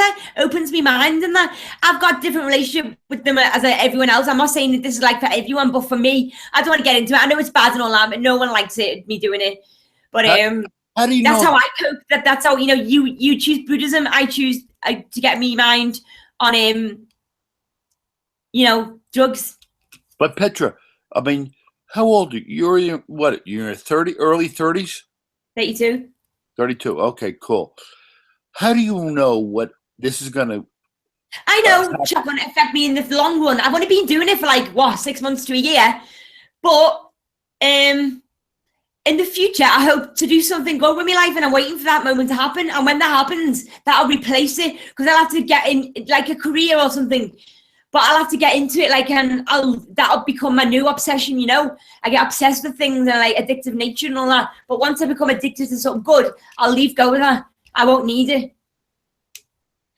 I'm not talking shit about reefer or anything like that. But I'm talking that, you know, the speed is going to fucking kill you, girl. Seriously. No, it won't. It can't kill you. Cocaine's worse and all that. All right, that. I only have a little tiny bit, you know what I mean? I don't like have it every day, or like I don't need it. Like I'll have it whenever I want it. But it's not a problem. I'm using it. It's not using me. But as soon as it starts using me, then I'll stop. Like. Okay, shotgun is said his thing, man. I know you only care about my shotgun, and you are right. And I'm just being a bit of a ninny, like going about it and like trying to defend myself. But I've got no leg to stand on. Really, you are right. It is bad, like, but. I just like the way I talk off it, you know. I get sassy and I talk and all that, but it doesn't do no difference. It's not, the next day is the same, you know. What I've said hasn't made a difference. But I should do things for me, not for others, you know. I understand you. I understand. Like, what's your vice? My vice is that. No, your vice. My vice is cigarettes. Weed doesn't even get me stoned anymore. I'm used to it, like I'm immune. So it's just a habit, really. I know. Oh, I know. But, you know, if I was a singer or something, don't have to be famous or rich or nothing, but like in a bar, in a pub or something, and I had a steady job and I was doing that, I'd have no time to do the drugs, and I wouldn't want to be high on stage. So I'd get like I'd practice my music all the time. I'd get better than that and do more. That's what I need to do. That's my future goal. But I just need to get my foot in the door first, you know what I mean? And for now, this is working, but it won't work forever. I know what you mean. Yeah, well, Petra, Older and wiser than I am. I think you've got a great singing voice, and you should hit the pubs. No doubt about it. But I don't. Yeah, I will do. Like, I'm going to start going to this bar in Chester. Like, they do like open mics and all that for professional musicians, right. Like a classy bar. But, you know, I don't drive. I don't have many friends. But that one, he drives, and he said we'll go down one night. He's into his music as well, so he can come with me. I just need to get him to do it though, because he's one of them like lazy. Doesn't like, he sells drugs and all that, but he doesn't like do much else really. Just sits in his lands. So I need to kick his ass into game, get him out and about, and start doing things with me. My opinion is that when you approach the pubs and you approach your singing, you don't approach it with a false pretense of being fucking speeding. I mean, you know, I would be able to do it. Like, I'll make a show myself. You know what I mean? Like, maybe I've got the wrong impression doing this because it's only a computer to me. It's not real. Like, it's not really happening. But people are actually watching this, and I don't take that into account. You know, as Adam said, he was right. He said people might Photoshop it and do different things and all that. When I'm on speed, I do go a bit mad and shout and all that. So it might go against me in the future. But you know, I've got no shame. Whatever. If you want to diss me, no. I'm not dissing you, girl. No, not you. But you are, Shotgun. You're the type of person that only joins to like slander on people. You done it the other day with me. Oh my God! Why is he back? How did you I was sitting here because I seen Shotgun. I wanted to address Shotgun on his inappropriate activity the other day where he joined with 2 other people to attack me, and then when I wouldn't retaliate the way that they wanted me to retaliate, they kicked me off the show. Adam, shouldn't I be able to retaliate against you now, Shotgun, and kick you off the show? Adam, do you want to have an intellectual conversation or not? Oh, well, yeah, if you actually want to have one instead of getting your friends to join in and... No, I won't do that. I won't do that, man. I will have a conversation with you if you want to have a conversation. Okay, sweet. You know, Adam, I've always been a proponent of yours, and I thought you were entertaining. As a matter of fact, when you went to Thailand, I tried to give you advice, et cetera, et cetera. I have nothing against you, man. But what I do find a little bit repellent is the fact that when you come on here, you dominate this thing and you try to put everybody down.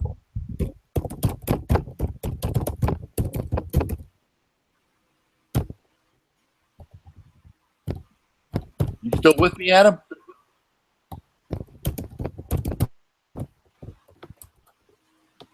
Adam?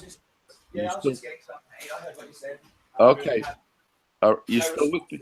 You still with me, Bud? Bud, you still with me? It's cool. Yeah, I'm here. It's cool for people to sit there and say that I've only... Well, what did you say exactly again? Repeat it, please. I'm just saying that when you get on here, maybe it's part of your personality, but you have to run the show. And I don't see you sharing on a proportional basis with other people in this chat. Are you with me? Considering the topic is me, then I feel like I should have a pedestal when the topic is me. Well, who makes you the pedestal then? The topic does. If the topic's about me, then... Okay. I understand. So when these people come on and they continue to, when I'm talking about anything, they want to chime in and make the topic all about me and start adding personal attacks, then I gain a pedestal by what they're doing. They've changed the topic from what it was to me. That gives me a pedestal. Interesting. So it's more of like I got to get on top of these motherfuckers. No, just when the person's being ostracized in a way, Yep. I feel like they should be given a pedestal. I don't believe You're not the victim. It's not that everyone's getting on you and woe is you, poor you. You're the one who do the arguing and shouting and manipulating and like dictating and all that. You take all the time. You take all the talk time up with your voice and your views. You don't care about anyone else's. And what you don't know is that to make you learn, you've got to listen. That's how, if you really want to attack people, sit back and listen, and then you'll find out the weaknesses and how to really attack them. But you just talk and talk and talk. You never learn nothing, so you won't progress. What I think Petra is saying is that I can chime in, but you're saying that I don't listen, but I listen to you very, very. I was very. What would be the word? Intently. Yeah, readily when you were reading out all your emails and whatever it is that you know the word. You couldn't understand the words, and you were slagging me off. You're always slagging me off. Like it was Armando. I said to Armando the other day, he wouldn't let you in, and he goes, "Should I let him in?" And I was like, "Yeah, let him in," and all that. But you keep attacking me like, and I don't know what for. Adam, I think what Petra is saying is that sometimes you suck the air out of the chat. That's good. When there's paid trolls in here. To make people think. You don't make people think. It's just like, oh, fucking hell, when are you going to get away to the x-rays? They can't comment on what you're saying because it's all totally arbitrary and your own view. No one else in the world has your view. I'm proud of you and well done for having that view. But don't try and enforce it and use it as arguments to fight people just because you think you're right, because no one's right. When you say all people, you should just be talking now. Because I've had a lot of personal experiences on the net where I've been sent messages and whatnot, and people saying that they agree with exactly what I'm saying. Well, yeah, you could find people all over the world that will agree with you, and then you could find people all over the world that say you're a fucking piece of shit. But you won't agree everything what you say. It's only little bits here and there. It goes with bad and all that. You won't believe in the bad stuff. You said that all people don't agree with me when you should be. Well, to be fair, sorry, just exaggeration, isn't it? But the basis of what I'm saying, you know what I mean? Just listen and that. Give people kindness. If you want to kill them with kindness. That'll be the easy way to take them down. If you want to get a word across, listen to them as well. Build a foundation. You can't just go around shouting your mouth out for people. How old are you? I've actually held myself very appropriately within the last few days. I had nice civil discussion. I'm telling you now, not to me, you haven't. Maybe you took up to Chris and you did that, but you don't took up to me, mate, because you've got no respect for women. No, I have no respect for women that don't deserve respect, not women. Women that don't deserve respect. I don't have to deserve your respect. You haven't deserved mine, so why should I respect you? I don't expect everyone should respect anyone, no matter what. Decency, common decency. No, anyway, respect is earned, not given. I've told you that concept. That's a concept I go off. Is respect is earned, not given. Adam, let me ask you a quick question. Why do you find yourself banned from Amando's chat so often? You don't learn. You're control freak. You keep sniping people when you can't get your own way. Because because people like yourself. Petra, just like example. I'm trying to use an example here, but just like yesterday when I was having a nice civil discussion with Grizz London, and then Grizz London went and off to bed, or I think he said he was going at the time, and then Jay Tudor joined, and I had a nice civil discussion. They both wanted to go, like I said, "Oh, I've got to go now," because you were fucking bored the tits off them. No, we actually had a nice civil conversation, and then Jay Tudor. They fucking had a nice civil conversation, and then three people joined at the same time, and they attacked me so much that Jay Tudor was like, "All right, dude, I'm out." He jumped off the chat because he didn't want to deal with that no more, and they were trying to start on him as well. And then because I wouldn't retaliate the way that you wanted me to retaliate, you and the two other people kicked me off the show.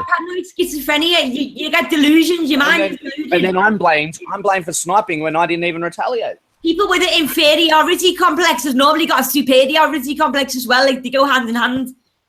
Petra, I know you're mad, but let him talk. I'm not mad. He never lets me talk when I want to say something. It's pretty weird that you tell me that I've interrupted people and I overtalk people, but yeah, I'm the one that's experiencing the things that you're talking about. Adam, I go back to the basic premise the basic question: why, of all the people in this chat, are you banned all the time? Because Armando Vargas is trying to connect himself to some type of a paid network, and by suppressing people like me, or me personally, he's getting closer to that because I am the type of person. Sniping people, and is it? It's not you sniping people. I don't kick off everybody. I'm the voice of people that have kicked me off.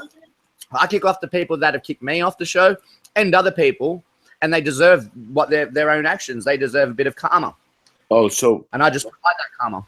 You're the dispenser of karma, then, I guess. He thinks he's the bloodline of someone, a biblical figure. He thinks he's here to tell us all the next part of the Bible. I could say something similar to you. You think that you're possessed by demons. I had never said that. Who? I don't think I am.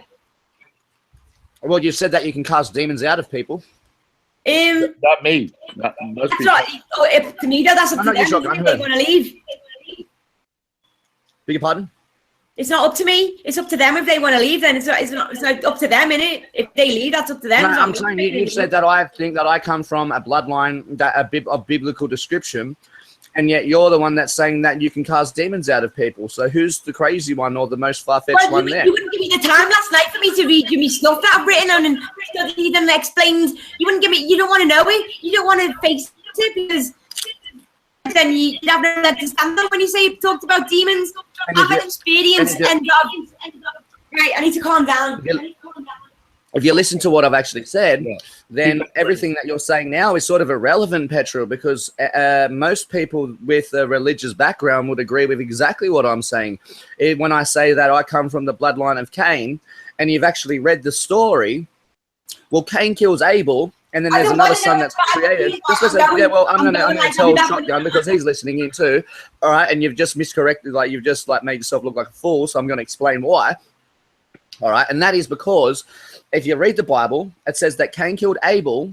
Therefore, then there's only bloodline of Cain left, and therefore, when the next son comes in, Seth, you either originate, if you believe religion or the scriptures, that you either originate from the bloodline of Cain or the bloodline of Seth.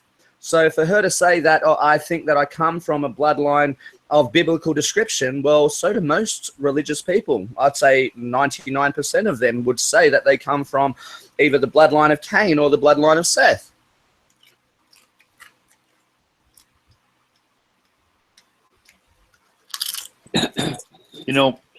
I don't, I mean, Buddha was born 500 years before Christ. And it's not a question of religion, because religion is fucking man's interpretation of what spirituality should be. You can believe what you want to believe, but it doesn't make you an evil person.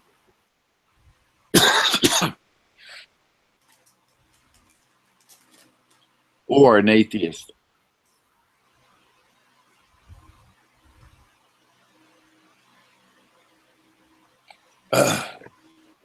Adam, you're a good man. I don't doubt that at all.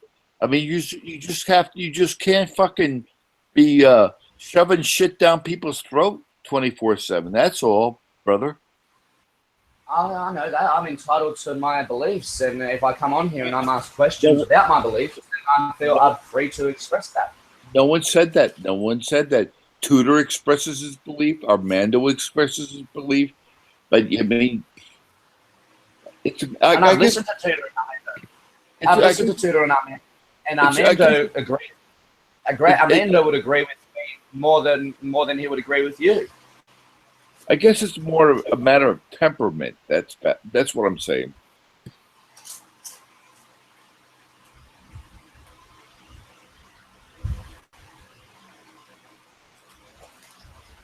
You understand, brother? Temperament? Yeah. Maybe.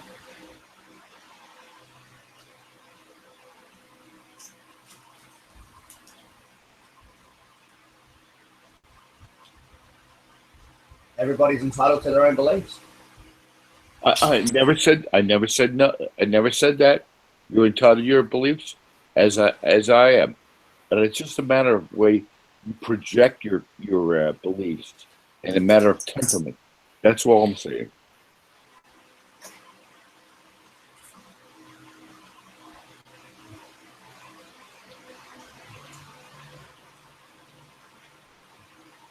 Hey, well, Adam, you never told us about your fucking vacation in Bangkok or Thailand, rather. I've had discussions about it on other shows. Give me what stories you got? Because I've been there. What stories you bringing back from Thailand? Because I've been there. I had a very good time. I had a very entertaining, good time over there. I told you that you shouldn't pay more than 80 baht for a beer.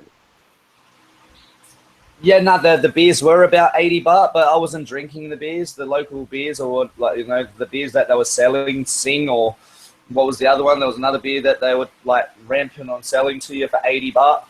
San Miguel. Beg your pardon? San Miguel. I'm not too sure of the name of it. It might be that one, but yeah, they were. I tried one, and it just it wasn't my cup of tea. So I paid about 150 baht for what was it? Bourbon and Coke and whatnot, bourbon or vodka and orange juice, which wasn't too much, really. No.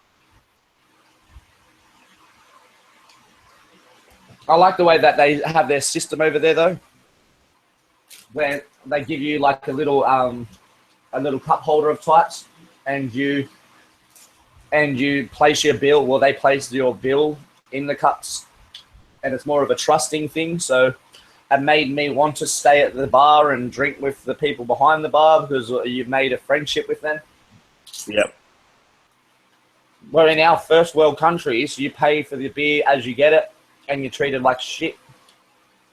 They don't even say like thank you to you. They don't even say have a good day in the pubs here. They just hand you it very rudely and abruptly. Over in Thailand, you're made to feel like an actual human being. Well, that's their business, brother. It is, but it's good. It's good for the country. Yeah, well. Like, I want to go back there, so they've enticed me to go back and spend more of my money there. Did you get to Phuket? Hey? Did you get to Phuket Beach? Where was I? I think I stayed in Patong. That's down south. I don't know. I stayed in like Patong. I went to Phi Phi Island. Then we went over to the island of the beach. Stayed on Phi Phi Island for like 2 days. Then I was really just roaming around the area that I was in. I think it was Patong. Yep. So it was like mini street. So most of the Thai people are Buddhists. Did you pick up on any sort of vibes from that?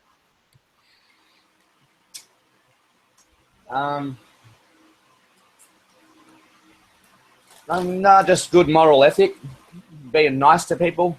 Thank you. That's great. It's called compassion.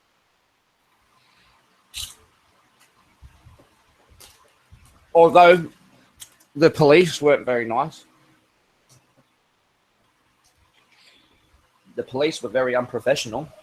Well, the fucking police are unprofessional anywhere you go. Yeah, I won't deny that, but I thought that just from the experience I was having with the locals and whatnot, the normal Thai people, I thought that an interaction with a police officer might be similar, where you can have a civil discussion with them, but they're even more rude than the police officers I've seen in my own country. Well, you got to separate. That professionalism from their passion. But I mean, the fact of the matter is that the Thai Buddhist people are very, very kind, and we could both agree on that. Yeah, definitely. They had a lot to offer.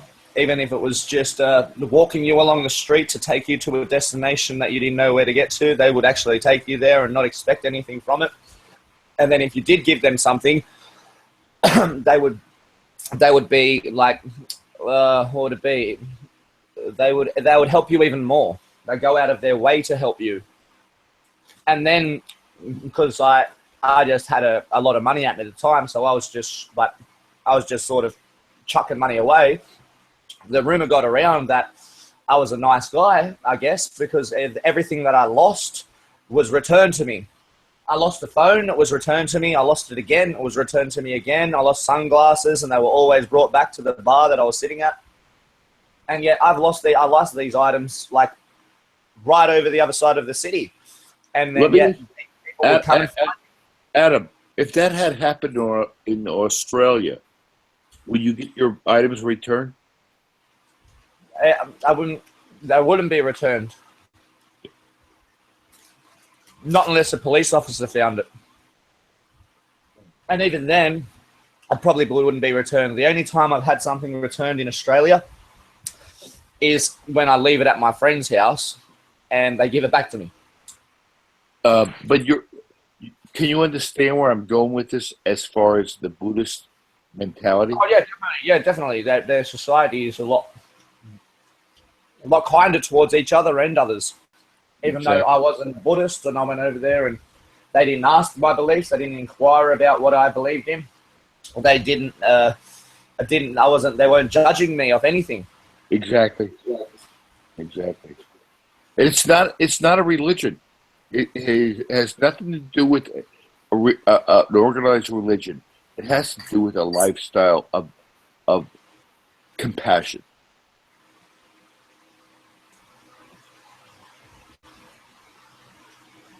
Man, I wouldn't like to.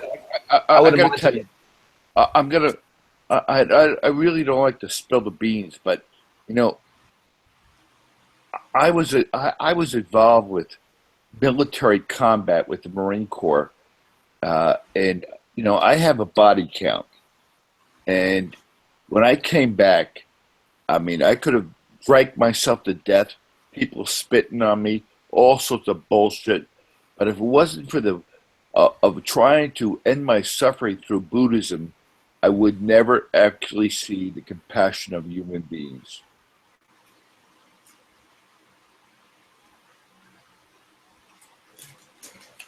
That's good, I guess. It's never good to go through post-traumatic stress disorder. No. I had three choices actually. One, drinking myself to fucking death. Two, taking all sorts of benzodiazepines from the VA. Or three, trying to find some way to balance myself through spirituality. Well, I've personally suffered post-traumatic stress disorder as well. When a guy come at me with two butcher's knives and tried to kill me, I suffered post-traumatic stress disorder from that. It was the doctors and the doctors and the psychologists that I went and seen, they evaluated me and said it was post-traumatic stress disorder. Did he stab you? Nah, he got very close though. Well, but I haven't got a body count under my belt at all. But I don't know if it would be the same type of experience or the same type of trauma that we went through. I think that your one would be a lot more severe, and I'm glad that you got to some type of a place where you're tranquil now. Thank you. Because I like I said, I personally suffered what you would have, like, you know, the condition. I might not have suffered it as severe as yourself, but from my personal experience afterwards, like you said, I look at everything in a negative light first, so then I have to scrutinize my own inner thoughts, so then I can see the inner good in other people. Well, no one said that I can't teach you how to fucking do hand-to-hand combat with knives either. I know that shit. But, you know, seriously, Adam, you know, we all deal with our fucking bullshit. And you're a good guy, man. But just sometimes you just got to ease back a bit. That's all I'm saying, brother. That's understandable. But in my own defense, like then I've just clicked over to the chat and I see inappropriate names that are spamming hatred towards somebody, and they never stop. And I feel like if I wasn't to defend myself and show these people that it's inappropriate, that eventually they're going to attack somebody that doesn't have the thick skin that I do, or the capability to forget about what they've said and move on with my life. They might interact with a younger, less mature person that will actually harm themselves or somebody else based on what these trolls say and do. So you see it as a mission then, I guess, huh? Yeah. Okay. Just trying to change the way that I see things should be changed. So I personally don't think that us as a mature human beings, we should participate in activities like that. I think that we should hold ourselves to a higher standard. I agree. No, I agree. I don't know how you got back on this chat. I thought Amanda banned you forever, but I appreciate you, dude. No, I'm never banned. Like they use the rhetoric to say I'm banned to try and entice me to do things that would be illegal in a way. So I know they know that I can get the link at any time I want. It's very easy to access these chats and these calls through the authorization user codes through IRC chats, but that's illegal. And they try to entice me to do that, and I won't participate. So what I do is I call them out in their own chat, and anybody that happens to be watching, well, there's real people that pay attention to that, and they see what I'm actually saying, which would be that this Armando Vargas character has not really ever identified himself, and he is trying to gatekeep or suppress somebody that has. And for a real person to see that, it's not very good for Armando Vargas's reputation. Yeah, but it's his bat and ball. Beg your pardon? It's his bat and ball. It's his chat. Yeah, but it's his hangout that he opens up to the public, and he names it the People's Cornerstone. And he has in the title, link in the description, which is enticing people to join and communicate. But in the end, I mean, he said anybody who formulates some sort of chat like this sets the rules, right or no? Depending on what type of setting they wanted to accomplish in the long run. So Armando Vargas wouldn't agree with that, because this is supposed to be free for everybody, and everybody has an equal opportunity. Oh, well, listen, I've been with Armando from the beginning. This is not a free fucking chat. He has an agenda. His agenda is to promote his Christ. So, I mean, we all have to recognize that. And in saying that at the same time, like you just said, the thing that he's trying to promote is a figure that is supposed to be similar to what a Buddhist would be.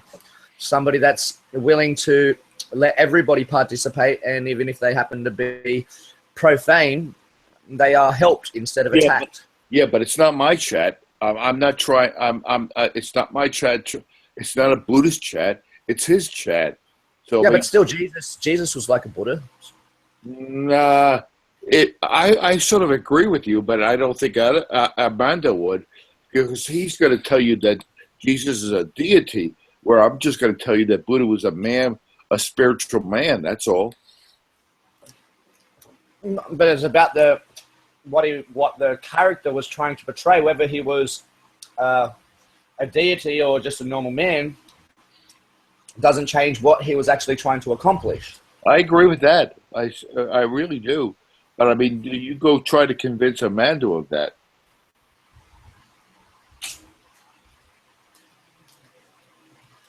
I gotta go have a cigarette. I'll talk to you later. No worries, brother.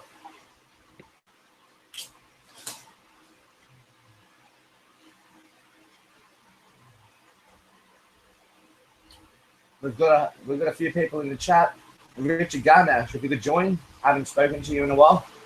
It'd be good to have a conversation with you, Richard.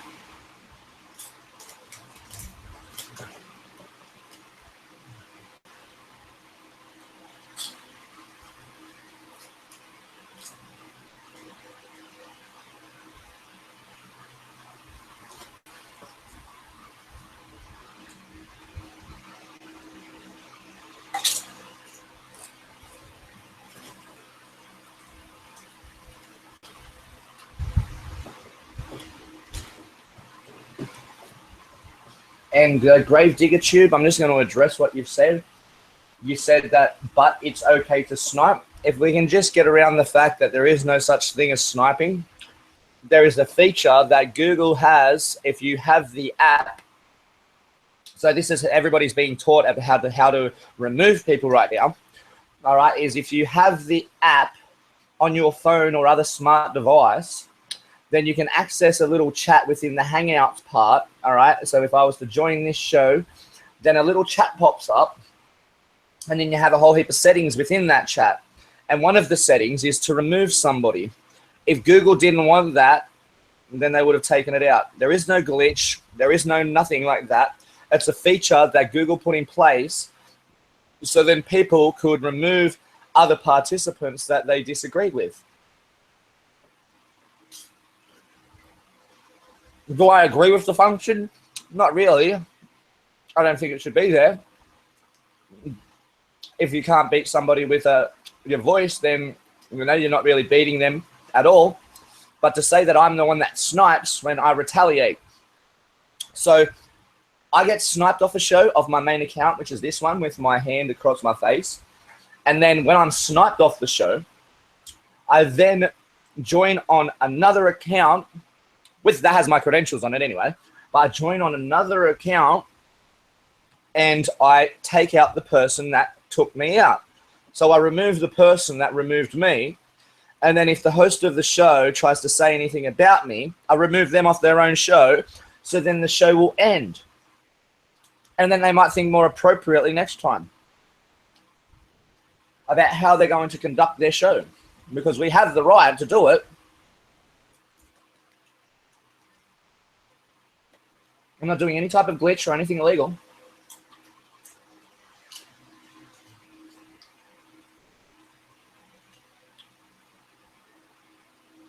Mr. Ronan Carnucci. Are you in the chat? There we go, Ronan. How you going, Ronan? Is it Abby or is it Ronan this time?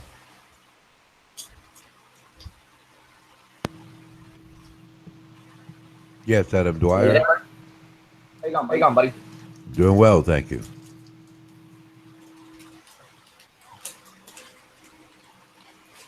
I'm just eating some Doritos nacho cheese chips. What about yourself? I rode my bicycle. I did some housework. Well, I'm here. Yeah, I heard you say the other day that you buy your food every day. So then you ride your bike to the supermarket and buy whatever food that you're going to cook yourself on that particular day. Yeah, I do that. So how do you find it on like what about public holidays and whatnot where the shops shut down? Oh, well, obviously I know the holiday's coming, so I, buy extra. If not, I have some canned goods, but usually, depending on if it's a holiday, well, I plan for the holiday and shop early or buy extra or whatever I need, really.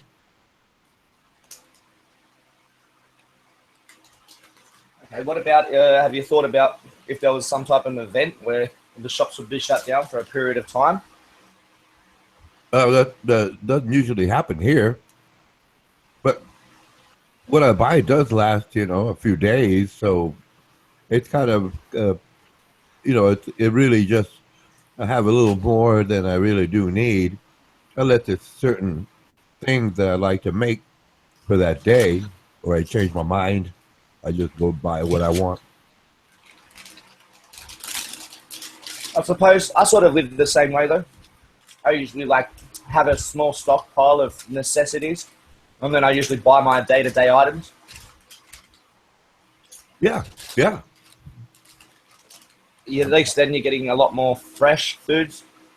Oh yes, it's like fruits and vegetables. I can get those fresh. That's kind of like the reason for that. If I have meat or something, I can put that in a freezer. So it's just like whatever salad combination I want that day, I just go get it. And I like to bargain hunt. So I like to roam around and find the best prices on that particular day, and then see them from day to day how they change their prices and find the right time to try and buy the foods that I like.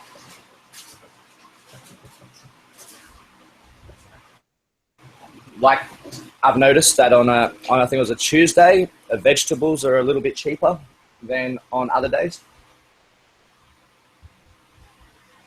Yes, like if let's say I wanted bananas, right, and they're green in one day, I can time it out and go back 2 days later. They're ready to be eaten. So that's how I just shop around and I just remember what's going on, or if something isn't available, I ask whoever is working there, and they'll tell me, and then okay, I'll just go that day and get what I need. Plus, I get to see a lot of girls. Yeah, I suppose you get a lot more interaction, a lot more social interaction by going out so regularly. Well, yes, yes. Being so active outside, and yeah.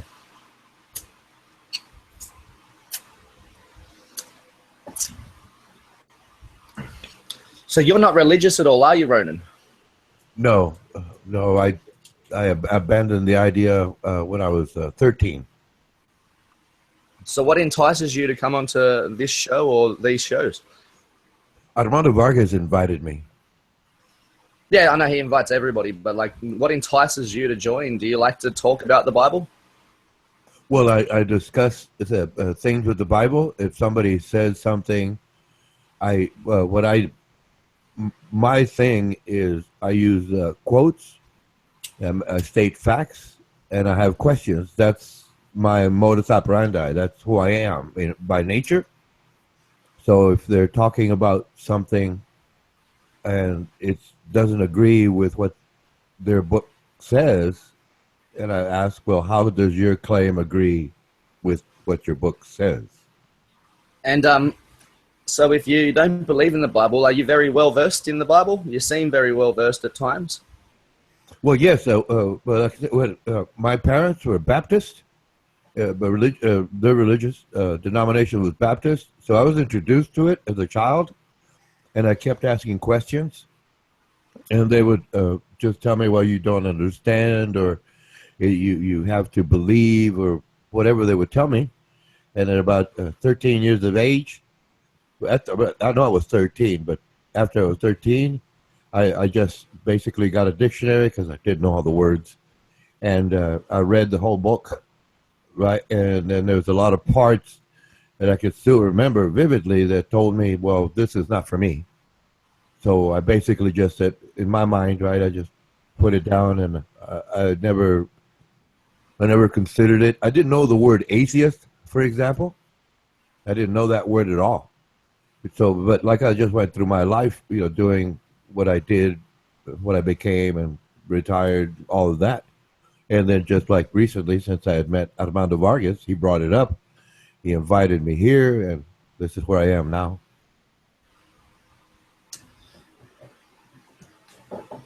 So what are your beliefs on the figure that they call Jesus, the one that Armando is trying to promote?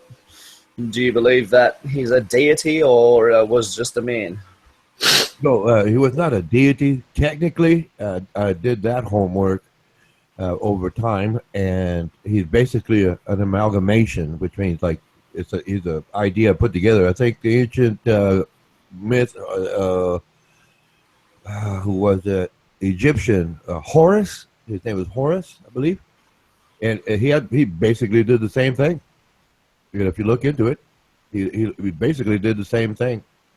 And like people who believe in the Bible say he's the only one, and that's not really true. For example, the Ten Commandments were taken directly from the Egyptians. A bit of a lag issue then. Yeah, dropped out. Yes. But yeah, I've also heard that. I sort of looked into it a little bit, but I take everything with a grain of salt. So I've heard the same type of rhetoric that the Horus figure has been retold and remade into a Jesus type figure, that they've taken Egyptian religion, to name it.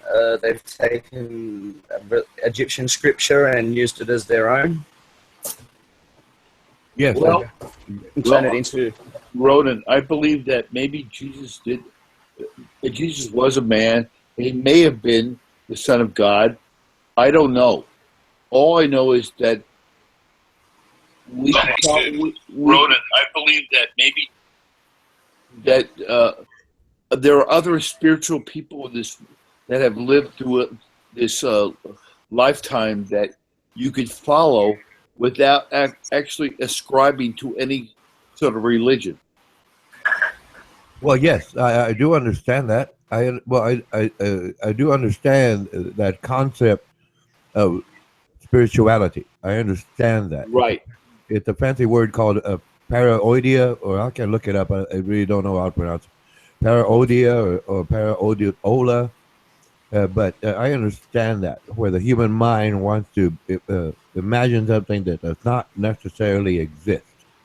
I do understand that early man, our species, human beings, have that curiosity and imagination, and so early men had to do something because their minds would constantly go to the idea, what made this? Well, Ronan, I don't think it's such a much of a something going through a people's mind as a way to deal with suffering in life. You said the necessities of life? Suffering. Suffering. Separate from life? Suffering. Suffering. Suffering. Well, no. In evolutionary biology, that's it's basically two things. I mean, the struggle to survive and the struggle to reproduce, and that's it. We just define it. We just define it differently based on our perspective. But if you want to get technical, I can go with that. Yeah, but if you want to deal but because different peoples from different countries, right, made up their own deity, that's another way of basically showing. Well, hold on, half a second. Thinking about their own deity is not necessarily what I'm talking about. I'm talking about following religious people through their through what they thought was the way to deal with suffering or compassion, and it has nothing to do with a deity. It has to do with anything from Buddha to the Dalai Lama to whoever. Well, no, yes, I understand the idea, right? There is suffering in the world, but different groups of people approach it differently. It's the same point, but it's just defined differently from different peoples from different perspectives. I agree with that. Some people believe in organized religion, like Armando with Jesus. Some people believe in India that a cow is sacred, for God's sake. All I'm saying is that, it has to deal with your own individual way of dealing with compassion and suffering. And it's not a deity. It's your own inner self. Yes.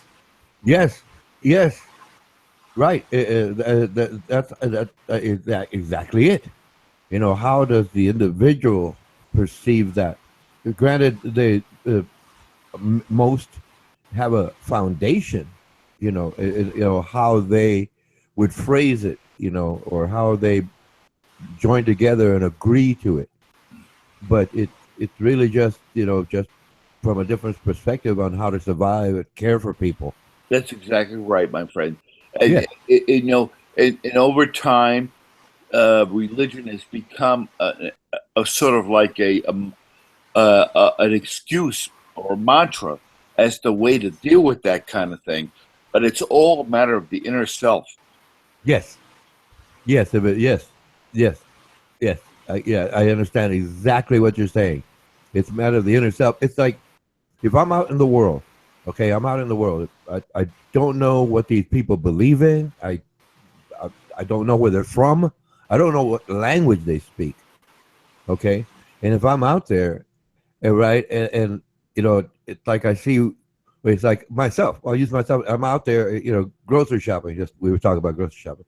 A cold winter, wet day. here. It's like 40 degrees. It's raining hard, right? I'm riding my bicycle. It doesn't matter to me, right? I got a rain slick on, right? And and then I'm coming to the store. I park my bike and I see this lady with children, little infants and small children, and she's out there in the cold, right? And she's loading her vehicle, right? And it was, I don't know who she is, but I know she has children. She's tending the children. It's cold. I don't want those children to get hurt or sick, right? So I go, excuse me, ma'am, and I just start helping. Boom, boom, boom. And then I walk away, and she says, well, two of them have told me, right? God bless you, right? And politely, yes, thank you so much. I walk away. I don't know what her God is. Exactly right, Ronan. Right. That is true spirituality. That is true spirituality. Right. Well, yeah. If you define it that way, yes. I just call it caring. Caring for someone, caring for a fellow human being. Or compassion. Compassion. Okay. Empathy. Yes. Compassion. Empathy. And I see that. So I have no problems with that. But I do know, right, if there are two men and they know each other's religion, they will not help the other man's wife load her groceries. You can imagine it. You know that. That's right. Right. It goes that way. Right. In spite of it all, in spite of knowing full well, hey, that lady is responsible for those children. She might get sick. The children might get sick. And the man's walking and he. Exactly. Roden, exactly right. Imagine if that woman was maybe gay. Are you telling me through Jesus that you wouldn't still help her? If it was that way, and I was so-called hardcore about it, right? You're right. You can well imagine, what a person would do, knowing that person is of a certain lifestyle. Myself, it doesn't matter. It doesn't matter to me. It's just another human being. Exactly right, my friend. It's just another human being. That went right in the head. Yeah. It's like an example I used recently. I ride my bicycle a lot, right? And I look out for the neighbors, right? It's all voluntary, non-paid. I just do it because it's an excuse to ride a bike and it's health, blah, blah, blah. But another part of it, right, is one night I was coming out of one of my neighbor's house and we were playing video games. I don't play video games anyway. And then I was leaving and there was a vehicle parked there. And I heard some kind of noise, right? It was at night. And I just me, myself, making jokes all the time. What, y'all having sex in there? And then this girl yelled out, it's me, Mr. Kanushi. Right? And I stopped. Right? It's like, uh-oh, what's going on here? And basically her high school boyfriend, it's a big guy, man. He must have been 6'5", maybe 230, big football player. Right? She came running out. And basically just trying to get away from him because obviously they had gone on a date and he parked around the corner and she lived just in the adjacent street, right? And well, come to find out that he was just trying to take advantage of her. And she was like, at the time she was 14, 15, right? But her father doesn't like me. Her father doesn't like me at all, right? So it's like fun to say, yeah, I even helped my enemy's children, from getting raped. Right. And it's like, oh, okay, it's a true story. But basically, that's just it. It doesn't matter to me. Right. If my enemy has fallen, because they had an accident, slipped and fell, I would help them up. I would make sure they're good until the moment that they step towards me in anger. That's different. Right. It's now. It's in the now that I live. Right. Exactly. The present. I agree. Yeah. But it's like it's just a way of understanding for me. Because it's like if I hold a grudge, I wasted time. I wasted energy holding that grudge. Right? It's like I do remember my so-called enemies, right? And we cross paths, I say nothing. I say nothing. I leave them alone. That's it. I'm not trying to pick a fight, so to speak. And if they don't like it, that's fine. If they want to say something, that's even better. We can discuss it. But that's as far as I go. It's that reality that I enjoy because, like I said, I help my enemies, right, until they attack me. Because if they're not hurting or doing something wrong at the time, that's fine. Let as they say, live and let live.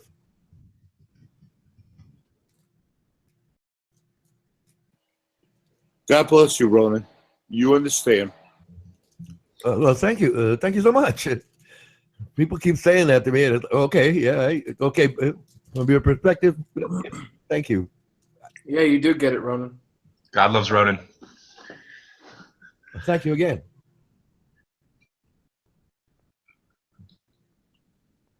Hey, Bob, you want time controls? Sure. What do you want, like 45 minutes or what? You think that's too long? 30? Yeah, that's fine.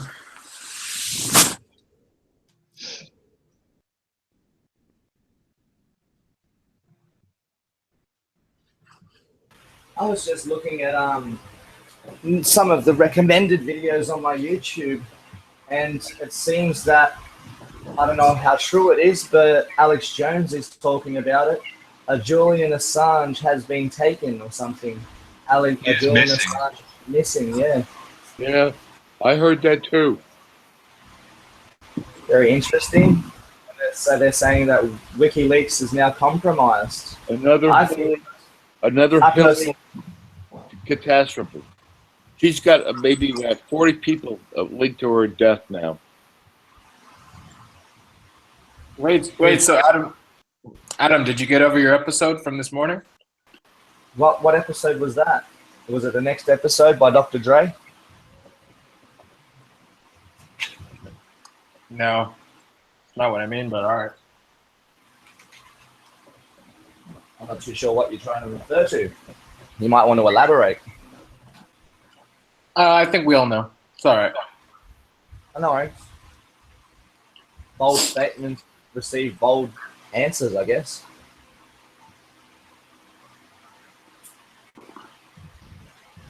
Yo, Bob, Adam has been pretty thoughtful today. Give him a break. Bob doesn't really care about that. He likes to antagonize and troll. So No, I just want to know because maybe about 2 hours ago it was a different story with him. what do you mean 2 hours ago was a different story? I was having a good time. Yeah, All right. I That's all right. I just had a nice conversation with Adam. Bob, don't stir the pot, man. No, I'm just wondering because you know. So Things some can change. people like to dibble dabble in the broth. Things can change in a matter of minutes, so I'm just wondering. That sounds like a song, like Bugatti by who sings that song? Bugatti. Yeah, I got a new. I woke up in my new Bugatti. Yeah, because that's how that song starts. His life changes in a matter of minutes or something like that. Matter of seconds or matter of minutes. And then he says that he woke up in a new Bugatti. I hope that happens. I hope I get to wake up in a new Bugatti. Links, I put the link on the side for you, Bob. We're playing already. Oh, are we? Shit.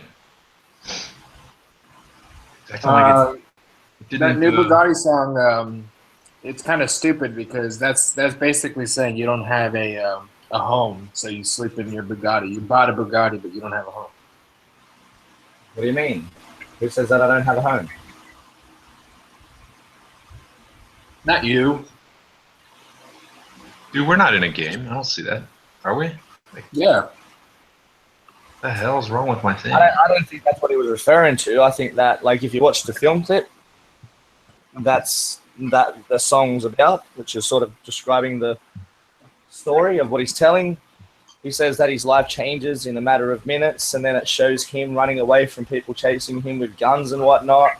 And he's obviously taken something that wasn't his or something of that sort, and then he ends up returning to his own little crew of people, and then the police raid the so-called little area, and he ends up waking up in a new Bugatti with police all around him.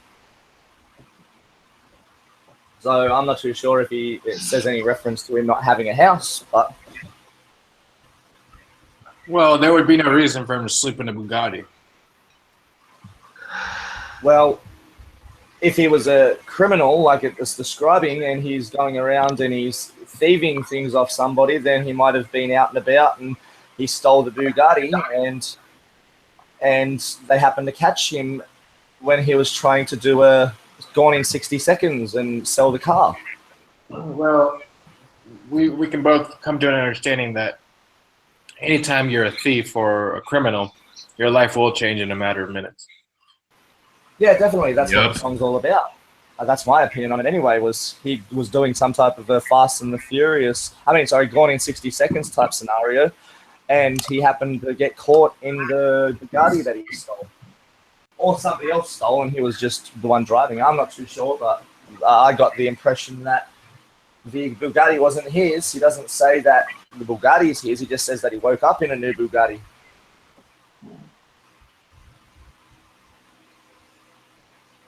Who slept in their Bugatti? Who's the guy that sings it? Some people are saying that Julian Assange is just like a character, like he's not even real. Well, he'd be a real person because they've got pictures. I mean, like he's a real person, but he's he's a controlled shill or something like that. Like, yeah, well, I've always said that as same thing is that Julian Assange is just working for whatever government is paying him at the time to provide propaganda. I think it would make sense because I can't really fathom these people, these elites, letting somebody leak that kind of information without getting a hold of them. No, he works for NASA. For real? Julian worked for, but Julian works for NASA. I don't see the connection. Or you're just trolling. Bob likes to make bold statements and should receive bold answers.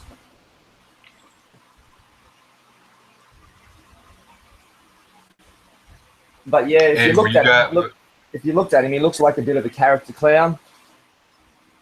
He's apparently his whole kind of like Alex Jones. Like his whole thing is just like a persona. Like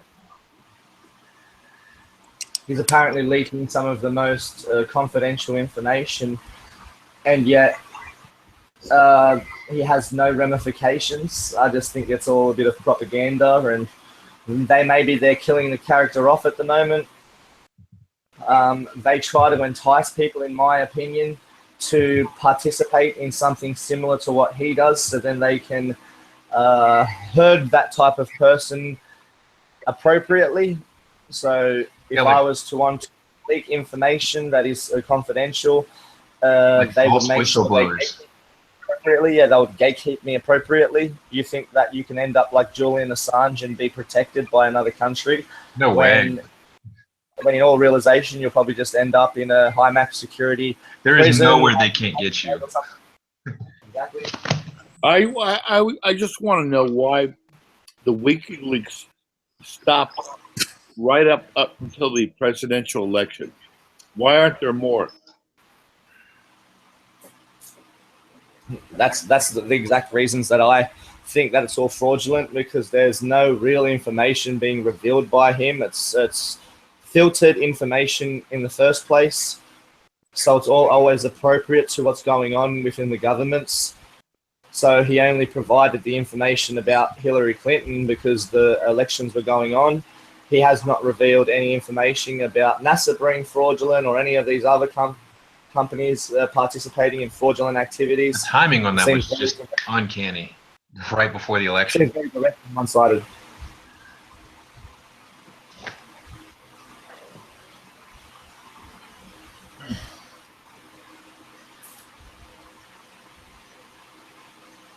Yeah, they call it the information age. It's more like the disinformation age.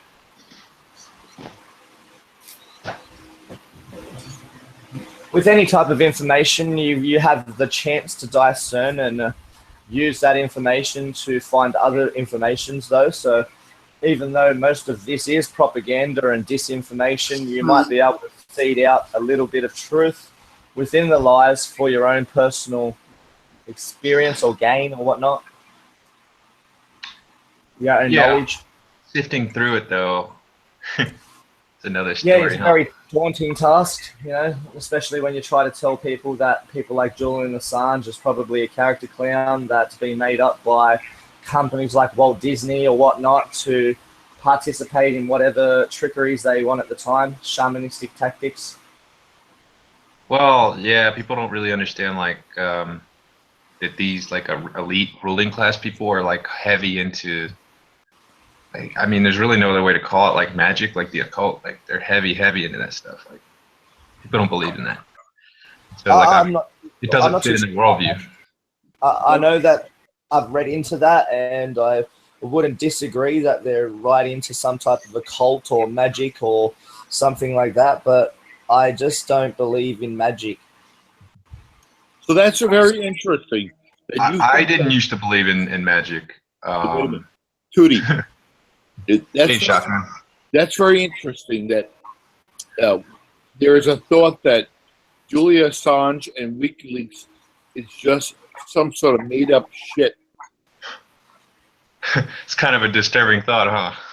Yep.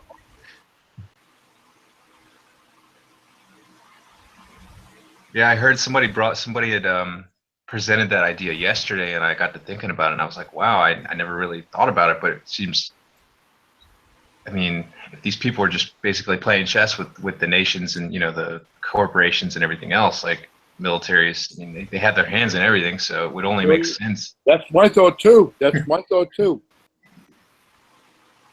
Nothing goes on that they don't really know about, like, and everything they're doing, they pretty much keep it hush hush, like that's why they call them secret societies.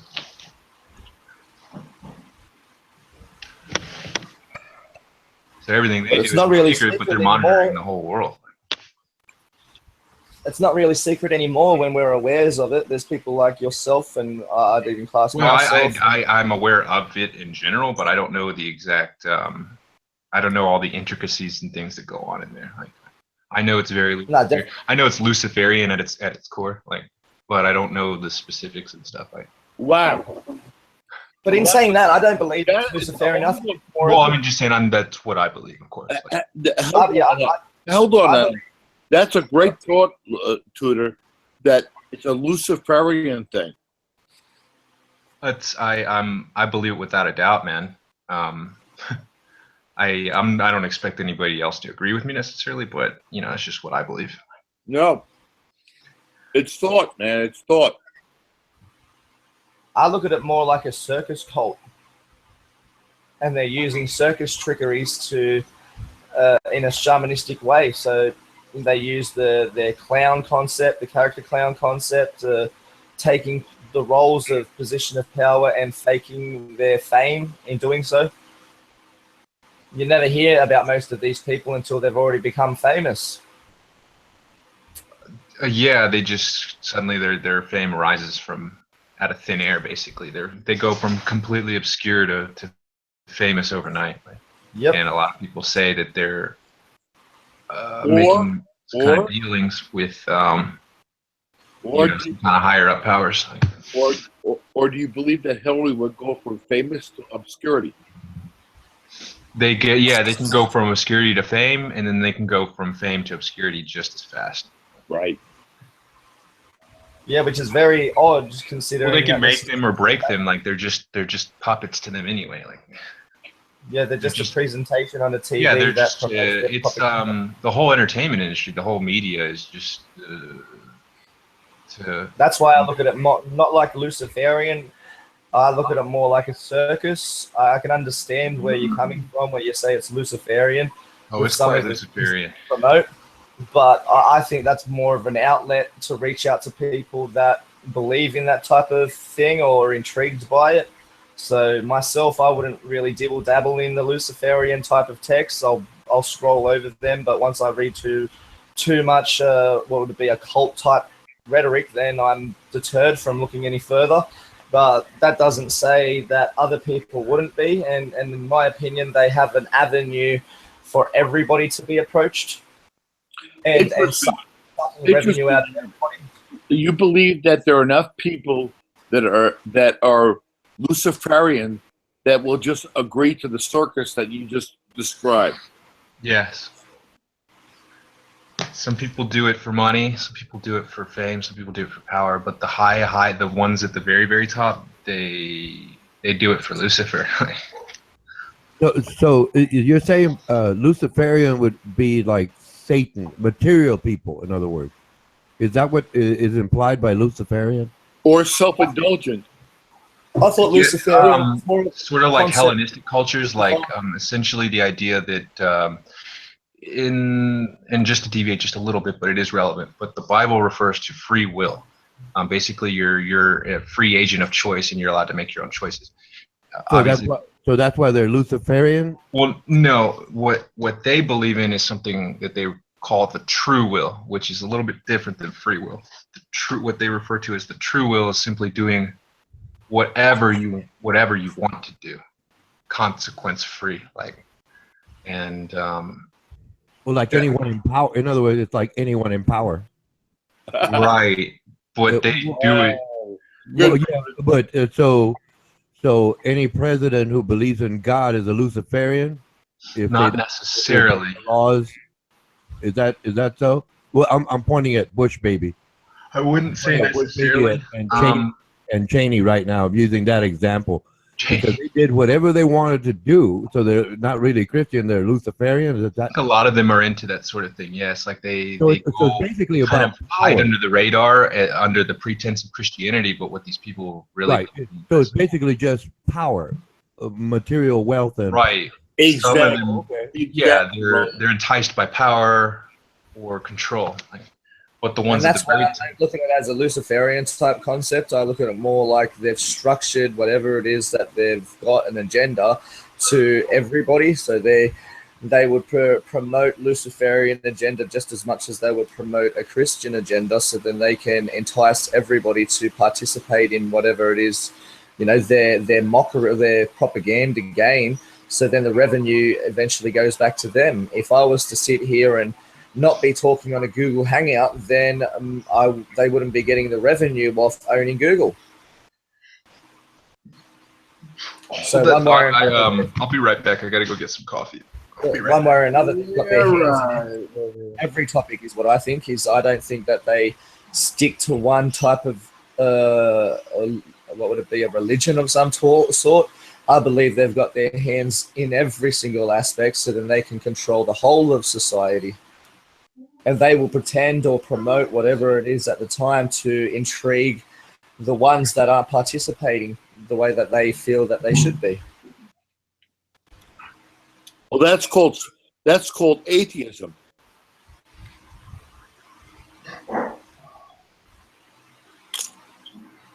That's called atheism, did you say? Yeah. I don't really comprehend at all what you're trying to. Look, what I'm trying to say is that you can follow any spirituality you want, but if you believe in Luciferianism, right in the shoulder later. Oh yeah, I'm back. And it has nothing to do with Jesus. What were we talking about?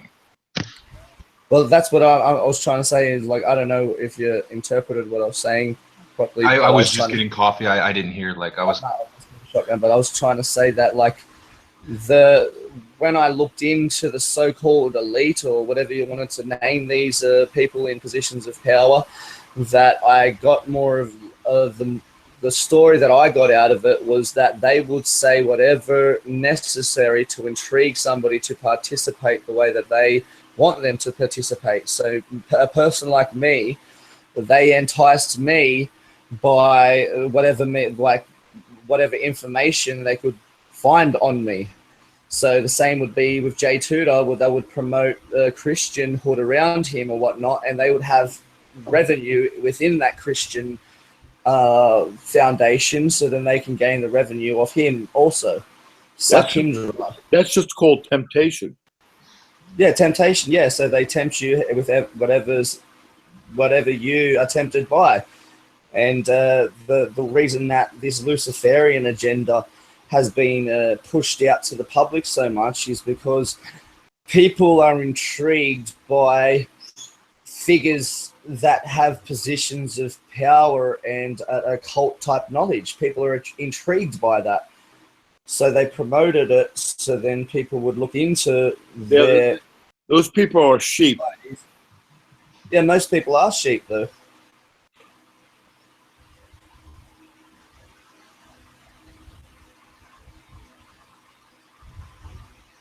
Most people will just tag along. That's right. We used to have they are the easily related, but the ones like yourself, if I was to try to get revenue out of you, then I'm going to have to know your lifestyle and what your beliefs are, because you're not the type of person that would call yourself a sheep or you're aware of that word and you're aware of the context of a sheep. Yeah. So Adam, you would try to separate yourself from that, and it'll be harder to indoctrinate you or gain revenue out of you. We used to have Adam. We used to have a saying in the Marine Corps: lead, follow, or get the fuck out of the way. Makes sense. I'm just a curious onlooker, though. So I would be in the latter, or I would be in the last definition, which would get the fuck out of the way, but I just won't get out of the way. I will get out of the way, but I'll move along with you in a way where I can discern and use whatever information is presented and put it on a table and figure out what suits my, you could say, agenda the best. So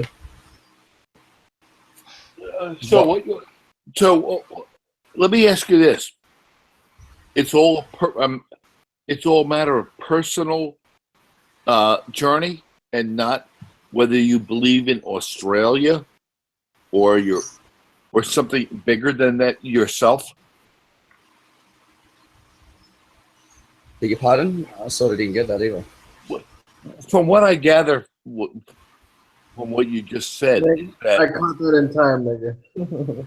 Is that it's all a matter of the way you feel, and not there's nothing bigger than you. Nothing, whether it be religion or your country or whatever. Yeah, I'd go with that. Yeah, I'd agree with that. But in the sense that I'm not greedy, I think that your personal experience is just as worthy as mine.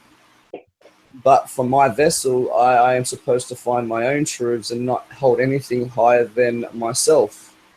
Okay. I can have an equal playing field with everything. Okay, just want to understand, that's all. I wouldn't stand up for my country and say that I would kill for the Australian government based on the rhetoric that they've told me that certain people want to bomb us and we need to go over and bomb them. I wouldn't fight. I would want to go over to that other country and ask the people if it's true, and if it is true, why they are doing the things they like. Why? Okay, I just want to understand. That's all. I don't judge you, my brother. It's just more investigative. That's how I look at it. I'm investigating. I'm researching, and there's no way to really search for the truth if you're accepting somebody else's teachings without questioning the teacher. Obviously, you've got to take in what the teachers are saying and give them some respect, I guess, or like a platform for their information. But at the same time, every bit of information needs to be scrutinized, because people like to Chinese whispers and always for their own advantage. Okay, then how do you explain Australia being part of the coalition to fight terrorism in the Middle East? How do I explain that? Well, the country itself was founded from English apparent convicts. I don't believe that story, but we could go off what was told. And therefore, the ruler of England, which is the Queen, she is the apparent ruler of this land too. So the drone population adhere to her rules and regulations. So when they say that we need to go to war because England is, most of the people here feel like they have to fight for the Queen. Interesting. That's very interesting. But from what I just gathered from you in your previous statements, is that you still have a free will. Yeah, definitely. I've still got free will. So how do you pair that with the fact that Australians will fight just because of a history? They'll fight. Well, that's because people like to join groups and be a part of the group. So when the group is dictated to, then the sheep will usually just follow the herd. Yeah. Okay. Yeah. Yeah. I sort of agree with that statement. It's not that the Australians want to; it's that they feel obliged to. Just like the New Zealanders and any other country that's affiliated to England within the Commonwealth, South Africa, and there's other countries that are affiliated to the Commonwealth that have been taken over by the Commonwealth, and they too would be used as drone soldier pawns, frontline pawns for this game of chess that the so-called elitists are playing. It's complicated, isn't it? Very complicated. When I was younger, I wanted to join the army so I could go to other countries and do like a humanitarian type of work.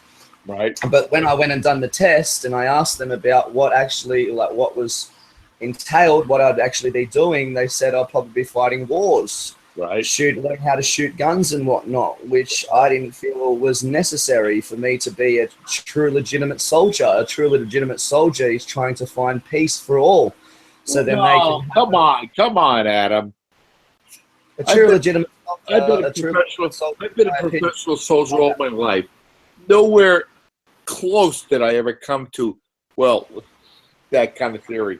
You can't find peace without war. Yeah, I think that the soldier, like that's where when I wanted to become and join the army and become a soldier, my belief was that I would be going to other countries to change their country to be more civilized like our one, and in turn safer for everybody. No way.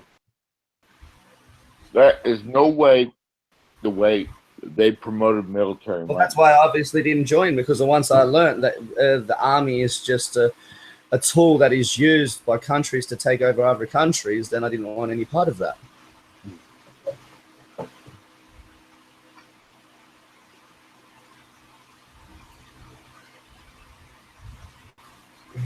Hey, Tootie. Yeah, what's up, Shotgun? There's a Latin saying based upon what you just told me. And the Latin say is the pacem para bellum. What does that mean? If you want peace, prepare for war. Correct. It's ugly, paradoxical, but it's true. Right. How does that saying go? Say again. Gotta get the potato chip out of. How do they say that? I gotta get the potato chip out of my mouth first. It's in Latin. Vis, V-I-S. Yeah. Pacem, P-A-C-E-M. Para bellum. Peace. Para bellum. Vis pacem para bellum. If you want peace, prepare for war. They have a few other Latin sayings. One of them is called Ordo ab chaos, which means order out of chaos. Correct. Pecky, Tootie, do you know what the street in is called that Christ called walk down? I'm sorry. Say again. Do you know what the street was called that Christ walked down with the cross on his back to his death? The actual name of the street? No, I'm not familiar with it. It's called Via Dolorosa, the way of suffering.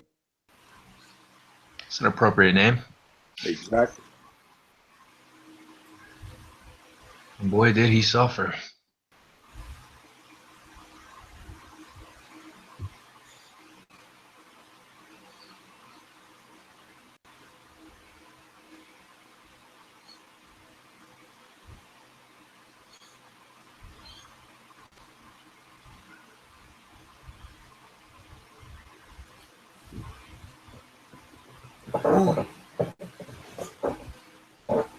Well, could you reverse the saying that you said before? That what was it? If you want peace, prepare for war. Could you turn that saying around and say, if you want war, prepare for peace? Yes, of course it could, Adam. Of course. Would it actually work though? And I wish this humanity would. Well, technically, you are preparing, you are anticipating peace by preparing for war because that's the ultimate goal. That's why it was phrased that way. Si vis pacem, which means if you want to see peace, para bellum, prepare for war, because peace is the ultimate goal. That's why it's phrased that way. Yes, Ronan. You're much more eloquent than I am. Well, no, I study a little bit of Latin, but the way it's phrased, that's why it's important. The phrasing is really important, right? Because for war, then you see peace. Prepare for war to see peace. Well, no. What is the ultimate goal? The ultimate goal is peace. So if we want to see peace, we prepare for war, right? Because that's what we have to defend: our peace. That's what it's saying from the Latin.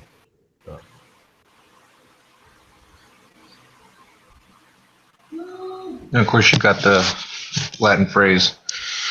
How did this go? Novus Ordos Seclorum, which means, what does that one mean? New Order of the Ages, I believe.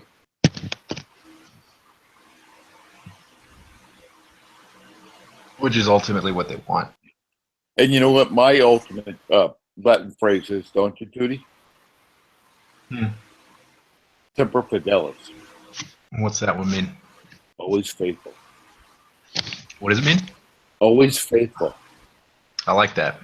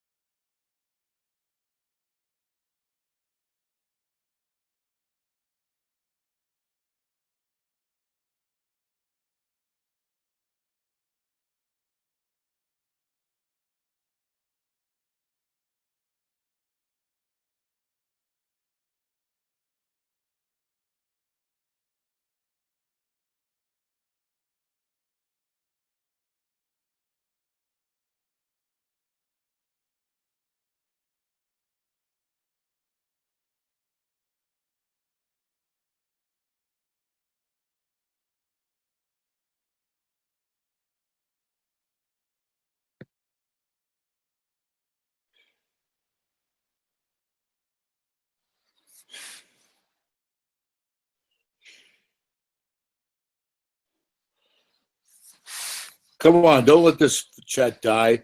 It's one of the best ones we had so far.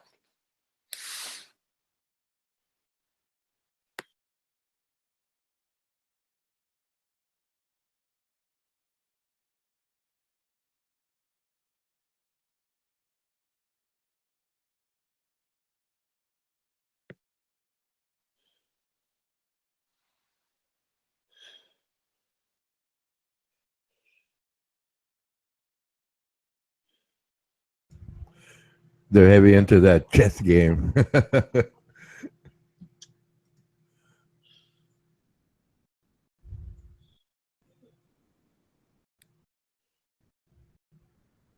I like talking about existential kind of lifestyles.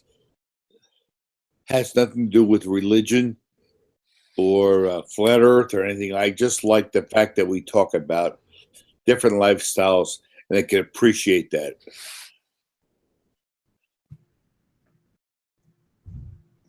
Like what lifestyle? A shotgun rider? Well, your lifestyle for one, Ronan. I mean, my lifestyle for another. I mean, they're just they're uniquely different and can be appreciated. Oh yes, oh yes. I mean, it's like as a business professional, that was my life. Right. Love the family. Love the country. I served in the army though, but it was post-war, so that was fine. I experienced Germany. I traveled like to France, for example. Had a good time of it.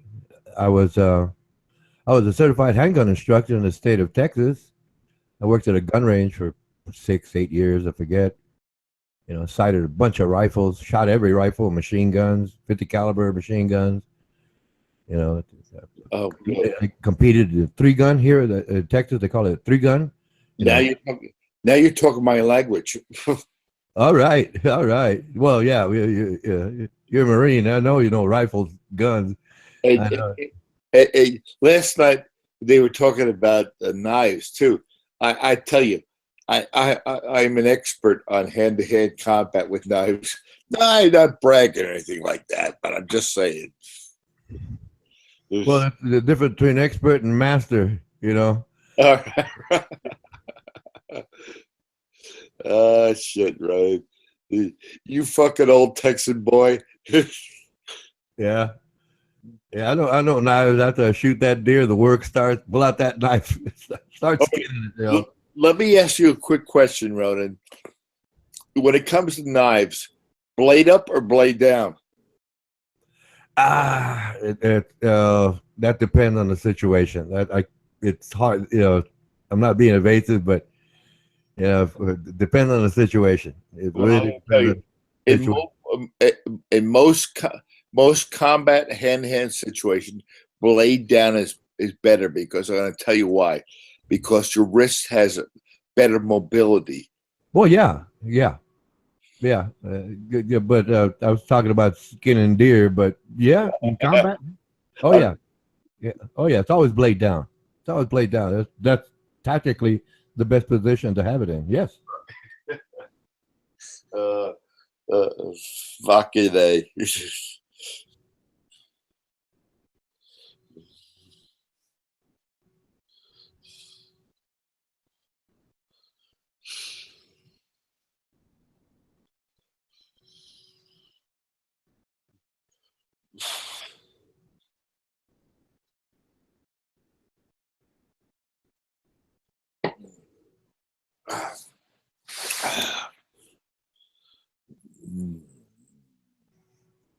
Have you been fishing lately?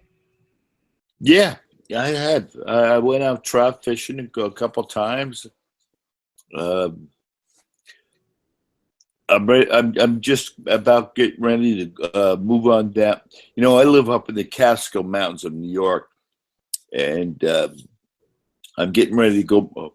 Probably move on down to North Carolina for a few months. But I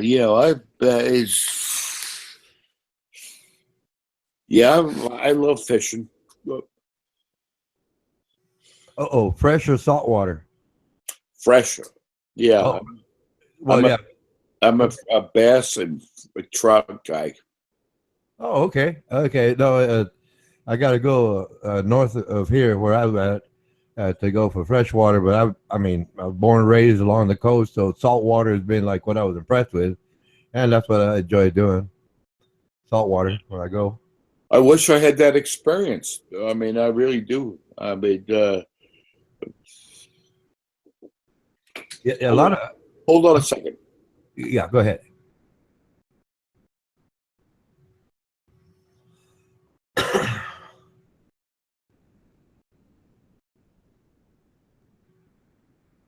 Yeah. So I'm headed down North Carolina for a few months. It's not my home, but it's not snow either. What do they call them? Snowbirds. Yeah, I've gotten to be that way over the last couple of years. I mean, I love my house up in the Catskills, but when you look at your window, you say, oh, it's getting to be a lot like, oh, fuck this, I'm out of here.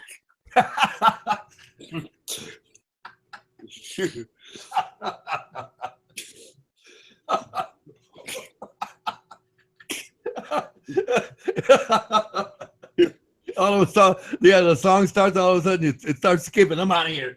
I'm out of here. Exactly. That was good. That tickled. Oh. No, it seldom snows here. I forget the year. I think 2004. It snowed here. A lot of my neighbors, they'd never seen snow. Like, yeah, it was fun. It was fun to watch it. It's like people go like looking outside. What is this stuff? It's snow. It's snow. Yeah, the bones start to ache. You get, to be our age, they start to ache. Especially at our age, man. Oh yeah. It starts to ache, man. It's hard to move. It hurts. Yeah, I like riding bicycle every day. So when the winter really comes, which is about 2 weeks in total, not one day after the other here. When it gets real cold, I get out there and I start riding. I get back home and oh man, it starts to hurt. Initially, I wondered why. A little younger, I used to wonder why does this hurt so much. Then I realized, oh, I'm getting old. I'm getting old, man. Yeah. How old are you, Ronan? Well, I'm 62. Oh, me too. You're exactly my age. Oh, that's a coincidence. That's an interesting coincidence. Well, actually, 63. I mean, I got to give you that. I try to shave a little bit every now and again. Oh yeah, yeah. Oh, Jesus Christ. But I'm doing okay. You know what's so funny? I talk to these guys half our age, and they start saying, "Yeah, old man," and I tell them, "Look, what are you gonna do? Die before you're 40? Is that it? Is that it? You're gonna die before you're 40? Is that what you're telling me?" And then they have to back up. They get mad, start calling names and stuff. But I wish them a long, healthy life. Exactly. But they don't realize it at the time.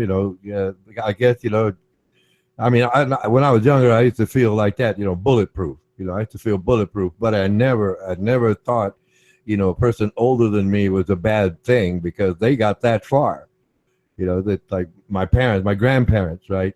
They got that far, but I never thought like I'm not saying all, some of these young guys, right? Hey, you're just an old man. You're just an old man. It's like, it's like, wait a minute, you're gonna get there. You're gonna get there, right? Exactly. You're gonna get there too. So, I mean, I got a joke I tell people because I was around 35. I was 35, and I hanging around. I forget where it was, and the teenagers. We're talking. I started talking to them and stuff, and one of them said, "How old are you?" I told him I'm 35, and then one of them goes, "Ooh, that's old." And then all of a sudden, I made up this jingle: "You're gonna get there someday too. You're gonna get there someday. You're gonna get there someday too. You're gonna get there someday. La la la la." And then they were like confused, the conversation went on and stuff like that, but they didn't realize that if they're thinking about the now, they haven't realized that they have a future. That's the difference. They have a future, and I don't know what it'll be, but I know it's coming for them. Yeah, well, that's the same way I see these young fucking hot chicks taking selfies. Okay, your ass is going to look great now, but wait till 20 years from now, it's dropping on the floor. Yep. Yeah, but I hope they take those selfies and download them to, nice, what they call, I guess they call them hard photos nowadays, the old classic 8x10. Yeah, save them up, because when you're old there, in a retirement home or just retired, you'll be able to look back on yourself. We got 10 million selfies, but at least it'll pass time. Yeah, and look at Bob here. He's a young stud, but he's going to be a fucking old gray-haired motherfucker in about 20 years. Right, yep. Bob? That's right. Love you, bro. Damn, I'll be 45 by then.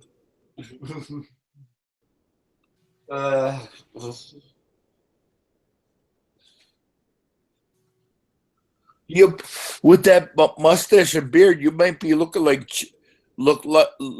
Castro in 20 years. Fidel. Yeah, you better start brushing your teeth with rum, because that's what he used to do. Fucking funny.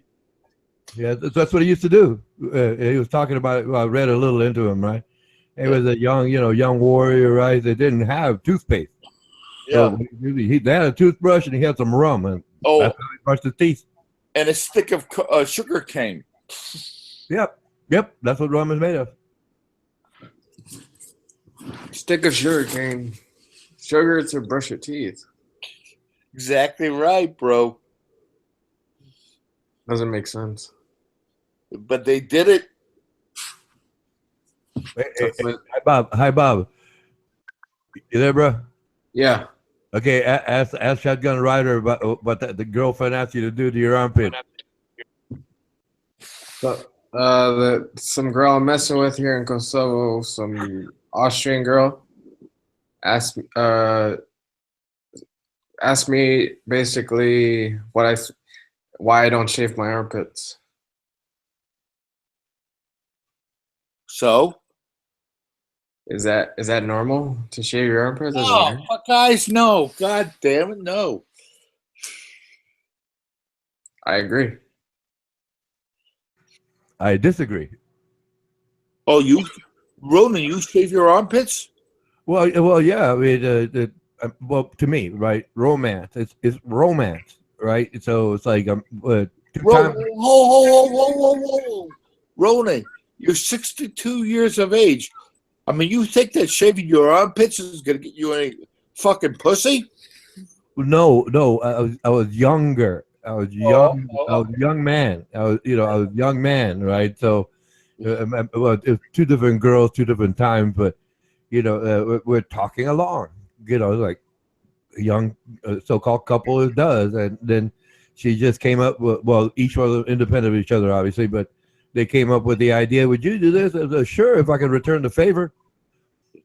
And, well, I returned the favor. Guess what I shaved? Yeah. You fucking carpet muncher. Well, I'll put it this way. I don't have any cavities.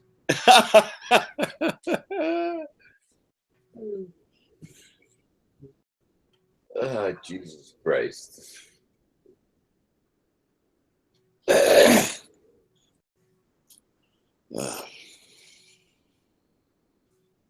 But Hi Bob did say he braided his armpit hair into dreadlocks, so I guess that works out as a fashion statement. I'm making that up. I'm making it up. Fine, I'm making it up. I got dreadlocks. You got dreadlocks? Yeah. You don't have dreadlocks. If you got dreadlocks, D-Beck got dreadlocks, man. D-Beck waxes. Okay.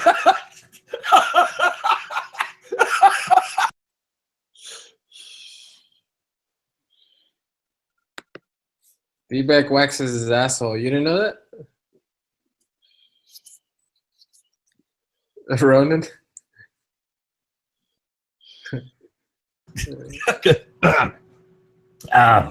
Man, I lost it. I lost it there. I had the mic out. It's so loud. Yeah. Yeah. Either you're there, D-Beck. You didn't know that D-Beck waxed his asshole? Well, well, no. It was funny. I don't know if you're making it up or he made the claim. He made the claim. Serious. Fair use. Fair use. That's what we got to give. Fair use. Yeah, D-Beck made the claim to have waxed his asshole. So, why would he do it? What? Okay, time out. Time out. Time out. Okay, fine. So he made the claim. So why would he do that?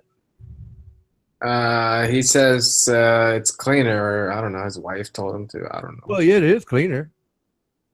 It is cleaner. So okay, what else?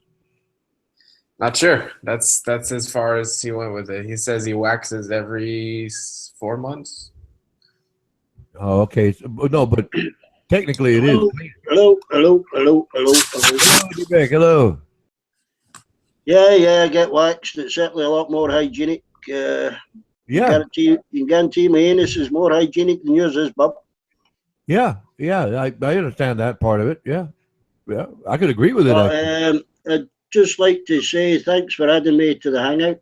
You know who your mates are, you know. D-Beck, I would never lie about you, man. Aye. I would never lie about you. No, I'm just saying, you know, thanks for adding me to the hangout, you know.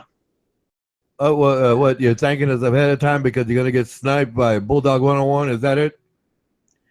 Well, it'll be Bulldog or I'll be sniped by Bulldog or Adam, certainly, yeah.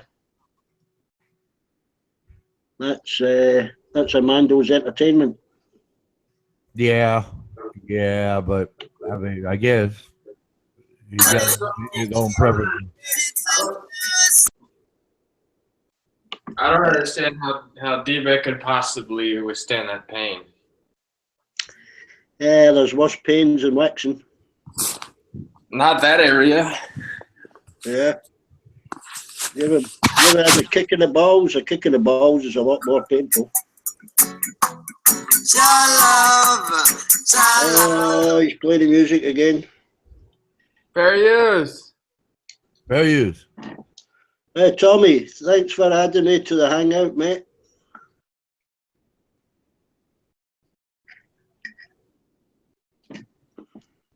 I had to get little Rose to add me. So, D Bizzle. Yes, Bobby Robert. I love. Yes, Bobby Job. Every how many months do you get waxed? 3 times a year. Holy shit. And you said it was 45 quid? Oh, 40 quid. What did I walk into? Beck getting waxed? Yeah. For 48 quid every 4 months. Roughly, yep. That's an expensive waxing, man. Yeah. What are you getting really waxed, Beck? Beck, not when it's done by a pretty young girl. Andy, what are you getting waxed, for God's sakes? Hygiene, Tommy. I don't get bits of shit caught in a hairy arsehole. Hygiene. Oh, you fucking animal. Yeah. When's your next waxing, D-Buck? Anybody keep an eye on the text stream? Yeah. See, I feel more bad for the girl who has to wax you, so it's more. She smiles all the time. She's on a very good pay, you know. She drives a car. It costs £72,000. You know, she's doing okay. She's happy waxing. Oh, Beck. Oh, you're I don't think she's suffering that much. She bought her own house. She's only 24. Yeah, she's probably scarred for life, though. Scarred. Well, No, she's used to seeing that. there's some ugly people. There's people that look like you get the balls waxed, Bob. Think how she feels then, you know. Well, yeah. If she had more clientele like me, then she would probably love her job more. They're laughing my ass off. Getting scarred for life. You Yanks have no clue about hygiene, though, have you? Yeah, just wash it every day, D-Beck. That's it. Once a day. You only wash once a day. Jesus Christ almighty. I said wash it every day. I didn't say wash it once a day. Oh My. Yes, I was chatting away in the hangout and in the text there, but I don't think you take much notice of it, eh? Yeah. D-Beck, you were chatting away? Yeah, I was texting away saying nobody had added me. I'm certainly not going to add anybody else if nobody can be bothered their fat ass to add me. D-Beck, do you bleach your chocolate starfish? Bleach it. There's no reason to bleach it. Mine's already pink. So's yours. What colour's the bottom of your feet, Bob? Pink. Pink. Yeah. 5% on your way to being white, eh?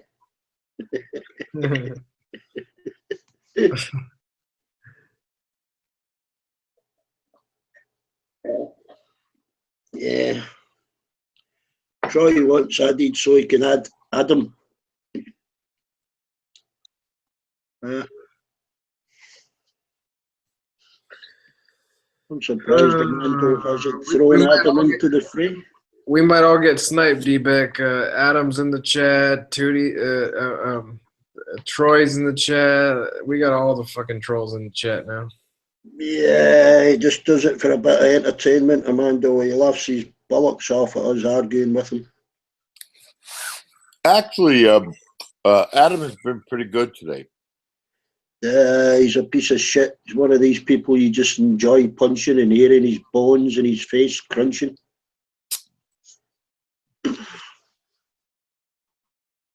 I wouldn't feel any remorse about breaking my hand on Adam's face just for the simple reason of posting gay porn. He triggered Petra this morning. Yeah, it's what his job is. You know, his job is to shut you all up. And usually when he comes in, everybody shuts up. Ronan had a go at it today and Josie, but usually people just mute the microphone, give him a stage for half an hour. Yeah, I'm sick of it. I got sick of it today. I said, fuck this. Like, it was funny the first time, but now it's getting boring. I fell asleep on the Hangout. Onyx fell asleep on the Hangout. Yeah, just mute the laptop. Shout over him, he mutes the whole stream, or he mutes me, then he snipes me. Yeah, There's something mentally wrong with the kid. He needs counselling. He's a boring fucker.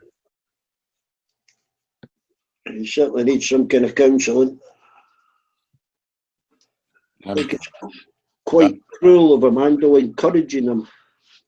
I'm going back to listen to Bob Marley. Who signed me? Who the fuck signed me up for Bible verses? On my email. What early streams? I just don't know. Got to find out how to do this YouTube stream along with the Hangout, yeah? Or is that something separate altogether?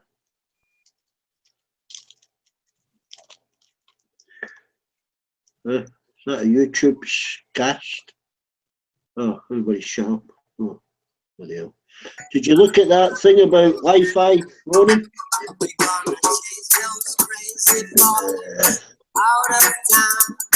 Supposed to say fair play, Johnny. Fair use. Fair use. Fair use, yeah. Supposed to say fair use.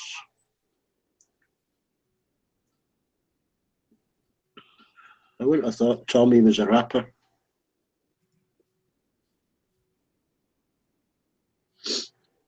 There he is.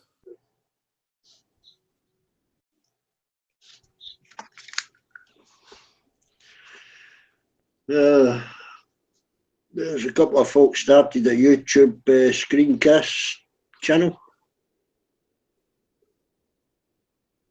They're quite good. Have you seen them?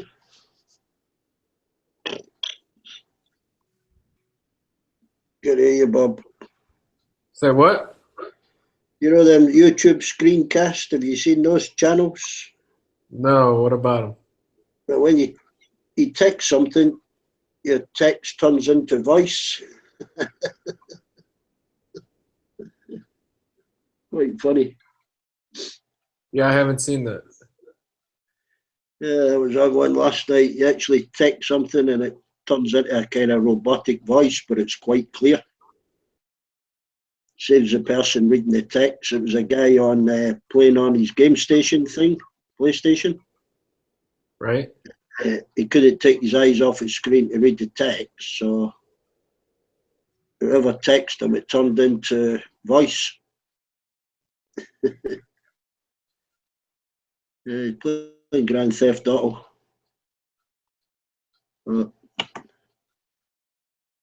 There's another guy who does a commentary for Call of Duty. He's fucking good. So quick.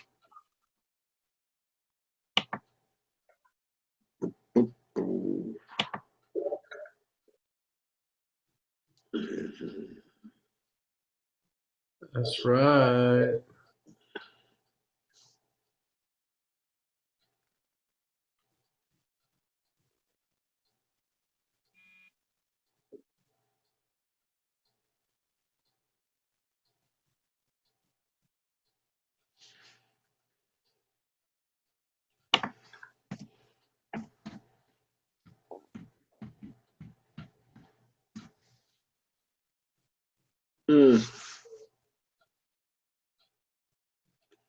A couple of flat earthers.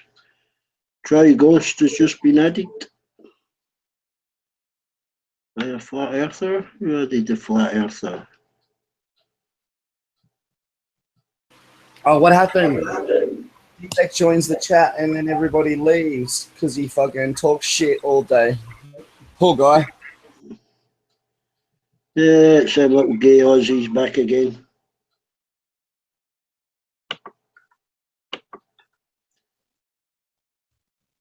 The gay boy's back. What do you do for a living, gay boy? Eh? Oh, you're still upset about the gay porn that you had to watch. You could have easily definitely. Or Yeah. clicked it off or whatnot. You're the one that sat there and rewinded it and watched it several times. Yeah, you make assumptions like you always do, aren't you?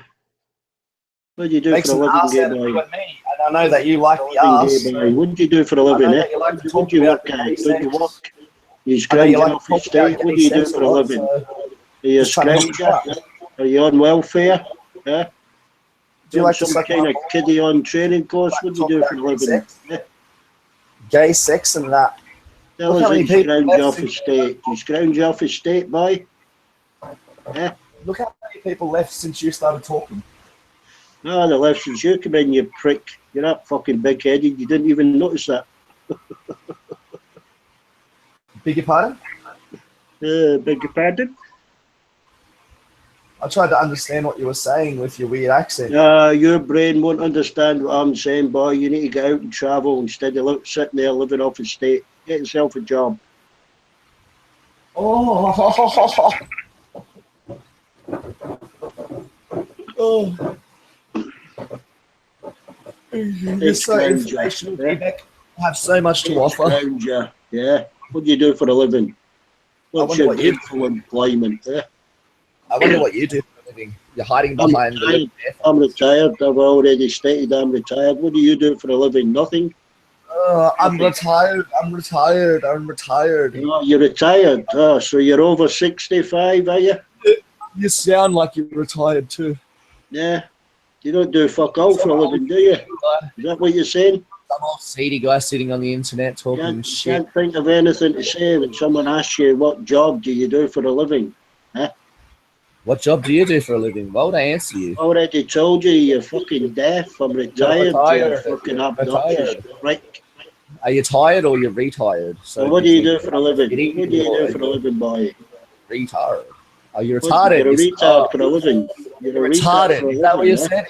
Am I like? What do you do for a living, boy? What do you do for a living? What do you do for a living? What do you do for a living? That seems a little boring. boy. Yeah, leave you talk to Amando. Very sexual towards me, like if I Should was a Amando boy listen? or something.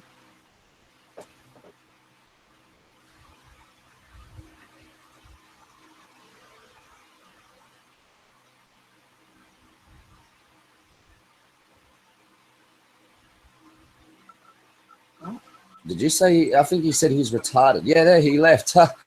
That's what he must have said. He's retarded, not retired. He's retarded. Oh, My shut bad. the fuck up, Adam. No one wants to hear your fucking rhetoric again. My bad.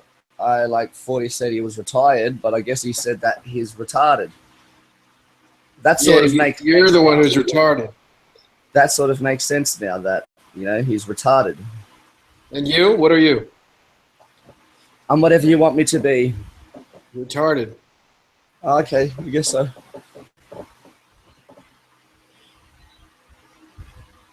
Oh, so that was supposed to offend me or something. Oh, sorry. Fail. No, it shouldn't offend you if it's the truth. It didn't offend me. Okay. Well, no one's trying to. But it doesn't make it the truth. If I said that you're retarded, does that offend you? It does because I'm not retarded. Wow, what a bitch. You sit and say, oh, I'm going to cry because he called me retarded. I'm offended. My feelings are hurt. I'm offended. But you do realize that you are really retarded. So I actually feel bad for you. Aren't you the guy that posted gay porn on your own channel? I think it was you, but all right. On your channel? Nope. On your channel? Whose channel? On my channel? I didn't post any gay porn on my channel. Yep, it's on your channel. It's not on my channel. Might want to check again. It's not on my channel.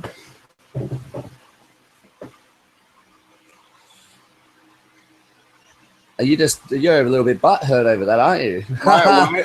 Well, that was a good joke too. A little butthurt. You're a little butthurt over having gay sex on your fucking channel. Why do you even consume oxygen? Hey?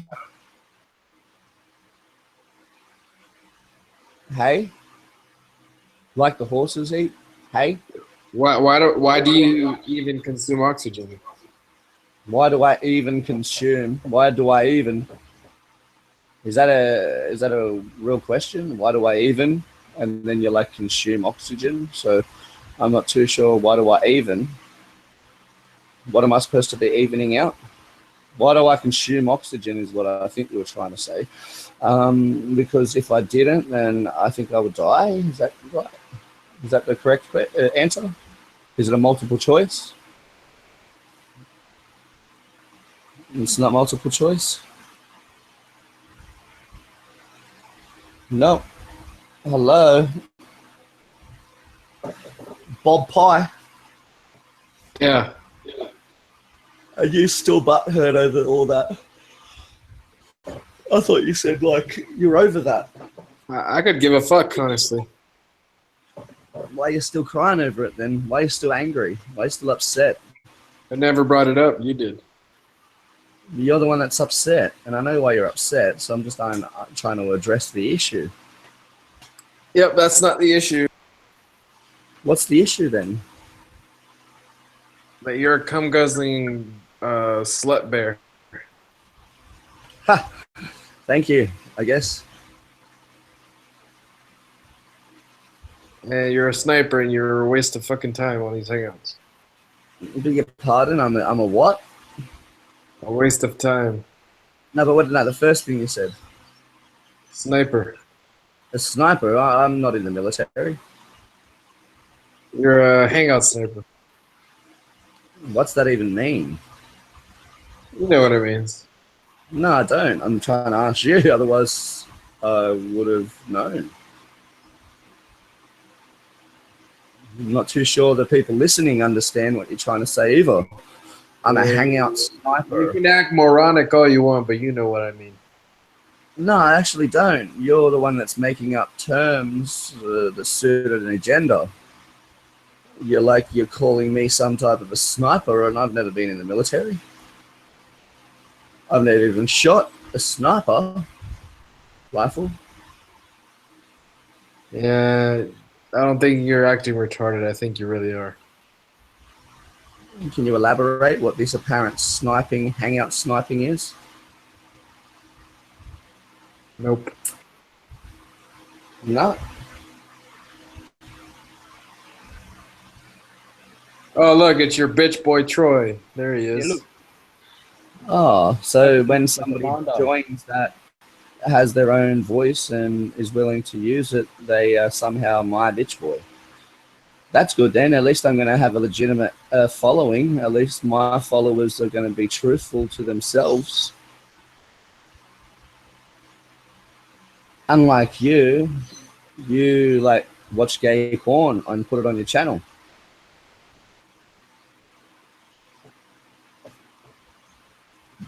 Bob, are you going to address the issue about you putting gay porn on your own channel, Bob? Yeah, go ahead. Keep antagonizing. Antagonizing? I'm antagonizing you? Really? How so?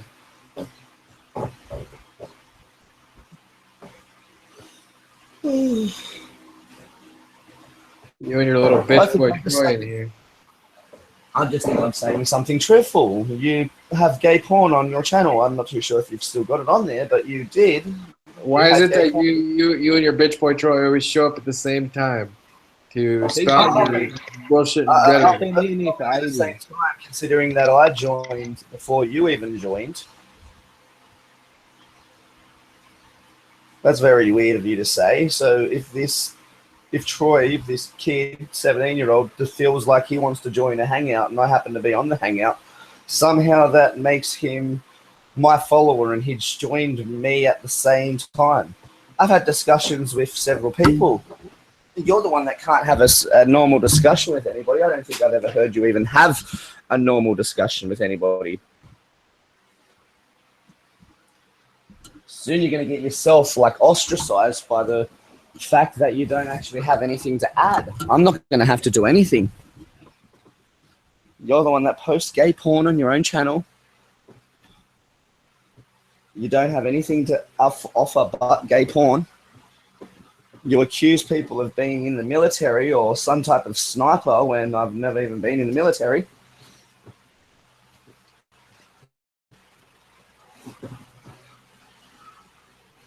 The only one who's going to be excluded from these hangouts is you, Adam, like always. Excluded or exploited? I didn't know what you said just then. Excluded. Oh, excluded. Okay. Yet I'm on the hangout. You and your bitch boy Troy, just like you guys have been excluded for the past couple of weeks. Not really. I've been on here in the last couple of days. Yeah, after you guys begged for a link in the YouTube chat. So asking for a link is begging. When it's repeated, yes. When the host of the show doesn't answer, wouldn't you repeat the question? No, it's considered begging. Really? I thought it was just trying to address something or repeat what you've said because somebody might have not read the comment. Oh, they read it and they've responded to you saying that you're not allowed in. You're banned 7, 8, 9 days. And then if I ask them a question about why I'm banned for 7, 8, 9 days, and then they lie about said process or whatnot, that they lie about the events that occurred, and then I correct them, and then ask for the link, is that they are begging when I've recorrected them and then stated the facts? Yeah, you didn't state facts. You just changed the actual narrative. Yeah.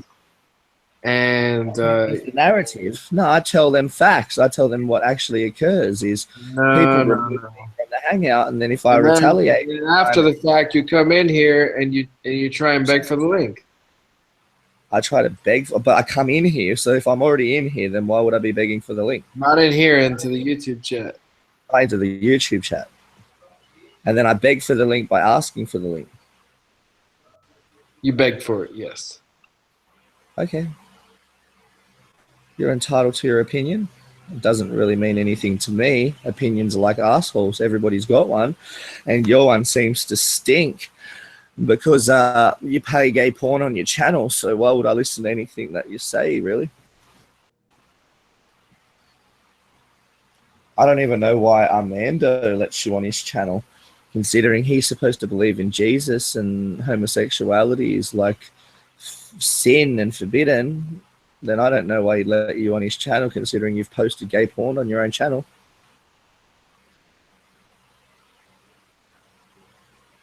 Bob? Why do you continue to antagonize me? Antagonize, really? You're about to be ostracized. By who? You? Ostracized means outcasted by more than one person. You're the only one trying to say I'm being ostracized. No, you will be soon. Will be soon. Should I hold you to that? Yep. And what date should I expect this ostracization? Actually, it's already happened. It's already commenced. I don't know if you've noticed. It's already commenced, but yet I'm on the show. That seems very odd. Yeah, well, you have one person that's allowing you in here. Everyone else wants you out. Which is the host of the show. So it doesn't really matter if you want me off the show and your friends or networking troll companions, they want me off the show. The host of the show is allowing me on the show, which seems to be the one that actually matters.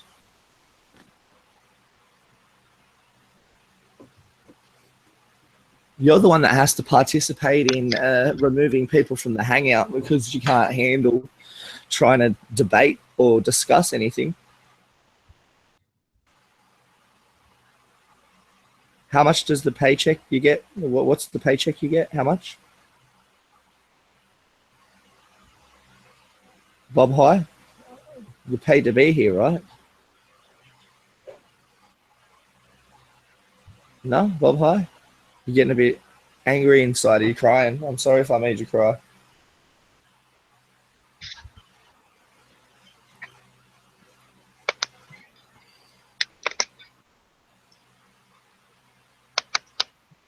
It'll be good. It'll be good, like, if you took out your frustrations on your own channel again. I don't think Armando wants gay porn posted on his channel, so can you go do it on your own channel, Bob?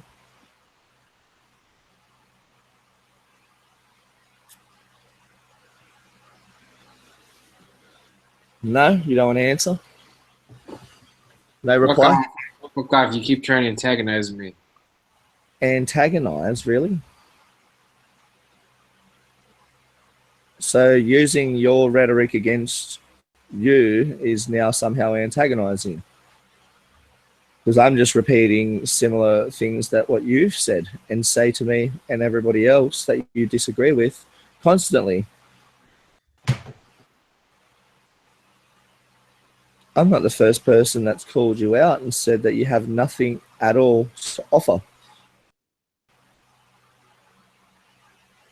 Other than an extra number.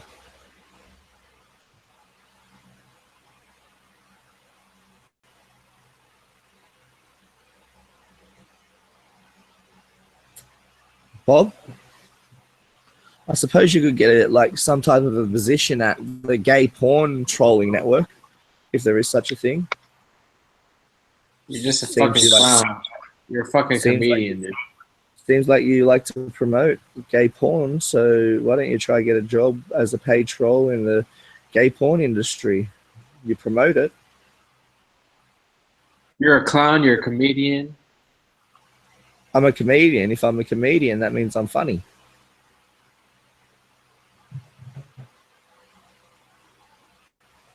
No, you're an up-and-coming comedian. You're not funny, and you try and be funny. I'm an up-and-coming comedian, which means that I'm still funny, just not to everybody, and I'm not heard of. But that doesn't say that I'm not funny. What you're meant to say, or what you were trying to say, is I'm a failed comedian. No, you're up and coming. From there, then your whole speech would have made sense. Like there's a few things you could do to improve, and maybe you can become a full-time comedian. You're up and coming. from there, then your whole speech would have made sense. There's a few things you can do to improve, and maybe you can become a full-time comedian. From there, then your whole speech would have made sense. There's a few things you can do to Oh, improve. what's happening? Are you trying to record me? That's nice.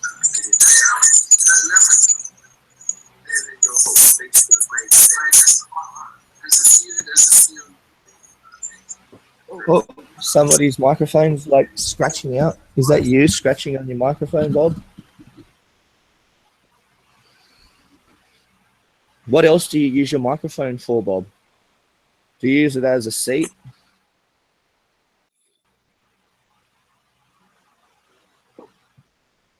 Bob? Do you bob up and down on your microphone? Bob? I have an embedded microphone into my laptop. Go ahead, continue to antagonize. How is it antagonizing? You're not even getting emotional. How can you say I'm even succeeding?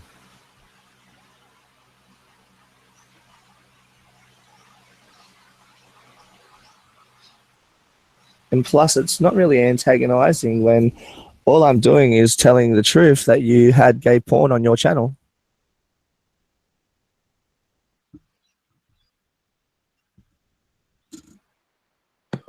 Oh no, Bob, you had gay porn on your channel? I'm very disappointed.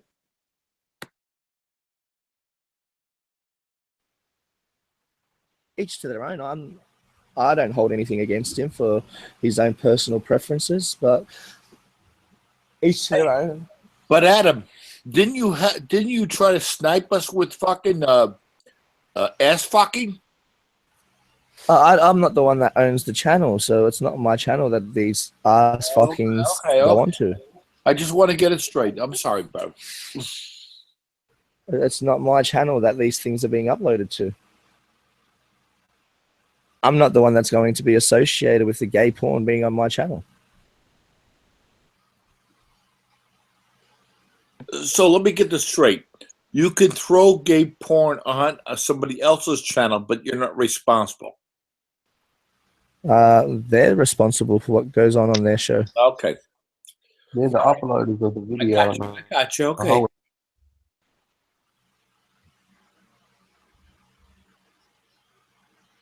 Don't let this character clown antagonize you, Shotgun.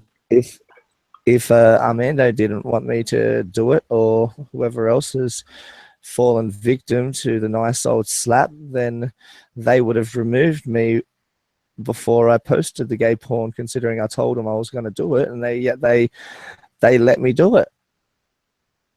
And then after I'd done it, I left on my own free will, and then left them with the gay porn on their channel.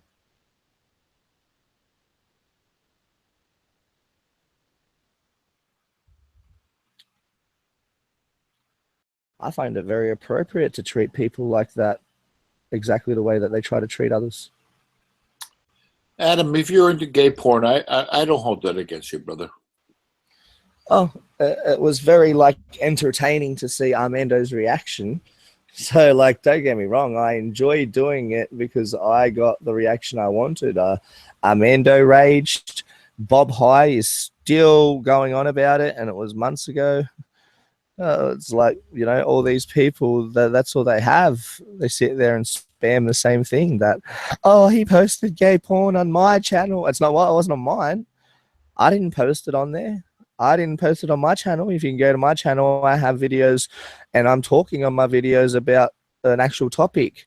They're the ones that had nothing to offer and then decided to let me play gay porn on their channel, and that was appropriate.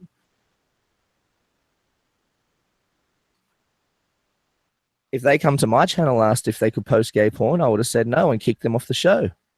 You got a channel? Yeah, definitely.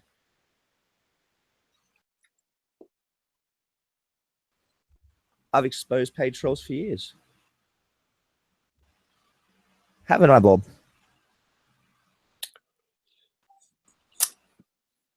Bob, you're not there anymore?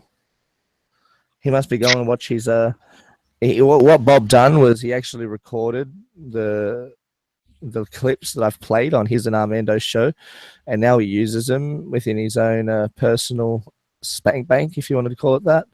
So he's probably going off to watch the little clips that I've put on there for him. Because I think he said that in his country that gay porn's restricted or something, and he wanted to get off. So I've just tried to help him.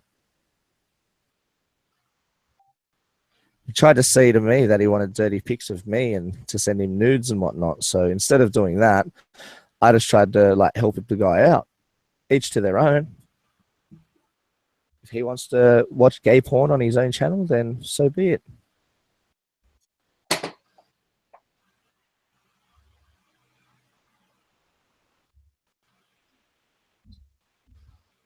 Bobby, are you there, Bob?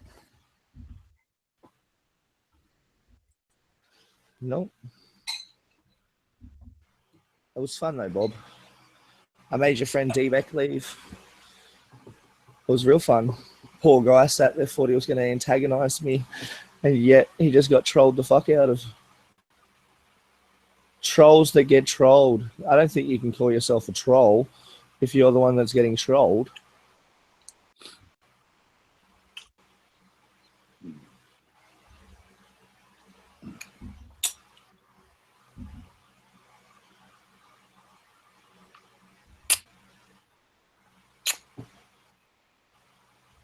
Feels like he's fucking kissing there.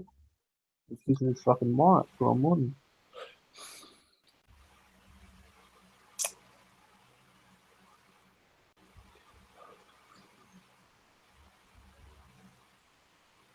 You should change your name to what would it be? Bob GP. Bob Gay Porn.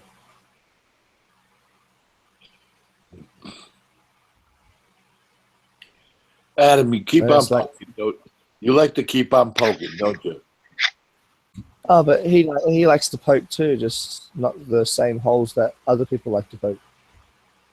I've known Bob for a while, and he's not he doesn't antagonize as much as you do. You've only known him through the internet. No, he only does it to people that have revealed who they are. So, poor little Troy over here. I'm think that you're dismissing the things that he's done on this show just now, practically just before you joined. Was the kid that's 17 years old, and he's on the show right now, and you're just dismissing him. He wanted to turn around to that kid and name call him and try to ostracize and ridicule him. I don't think that's very appropriate. So that's where I told you earlier, I feel like I'm here trying to change it, and I'm going to stand up for what I believe in and smack that troll Bob around so then he doesn't try to antagonize the kid. Trolls like Bob need a good slap because they're not even trolls. A troll like me, I have fun when I'm doing this. I entertain myself. Even when I'm raging, I'm laughing inside. Even when I'm angry, I'm still laughing because I know how funny it is. Bob, on the other hand, he takes this very seriously and gets offended when the trolling turns around back onto him.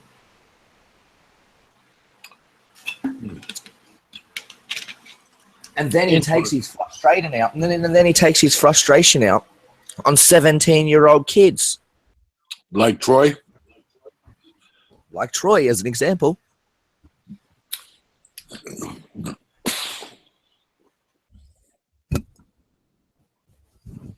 Do you think it's appropriate that he's treating Troy like that?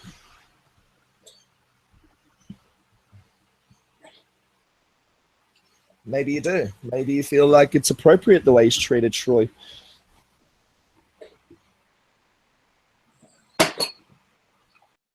Nope. I never said it. I never said that at all. I said maybe. All I've said is that Troy's got. All I've said is that Troy's got big ears. Troy's got bigger pardon?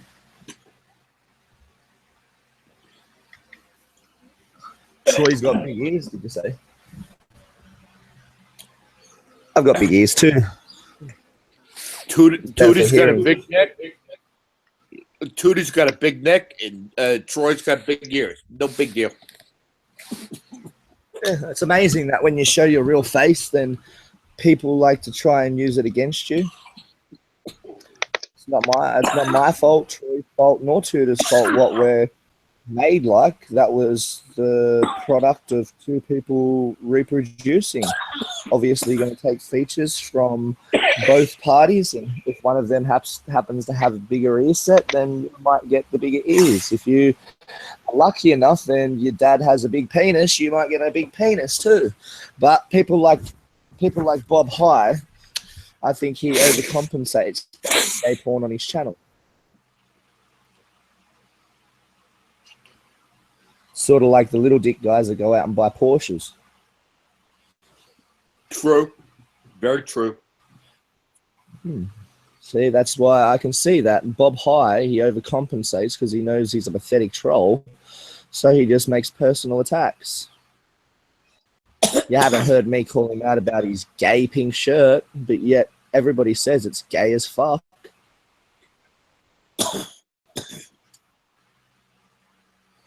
But we'll get back to the point being that he was the one that allowed gay porn to go on his channel. Do you think that's appropriate, that children should be subjected to channels like his that hold hangouts, and then they have their audience or their panel members play gay porn, and then they try to say that they had no participation in the event? He was the one that held the hangout. If he didn't hold the hangout and didn't act the way he acted and say the things he said, then the result would have been a lot differently. But because of what he done, then gay porn ended up on his channel, and he subjected kids to that. You can't blame the person that was on his channel that was responding to him. I think you need to blame that channel owner.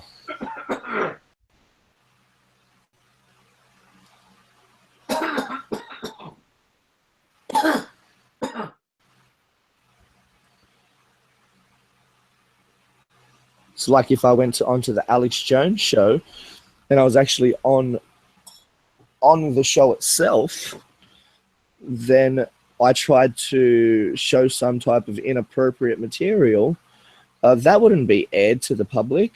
They would edit it out and get rid of it. Bob, he didn't do such things. He let the gay porn continue, and he instead of finding a way to control his own hangout and deal with it appropriately, he sat there and cried like a child in the chat. I remember it too. He sat there yelling and screaming in capital letters. He used the cat button and spammed away, and he even I even remember.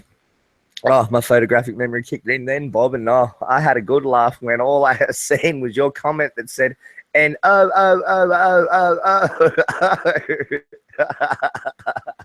he was like, oh God, no. Oh God, no. I guess if there is a God, they loved me that day. They had one of the best loves.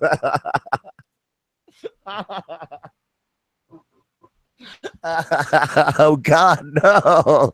I think God said yes.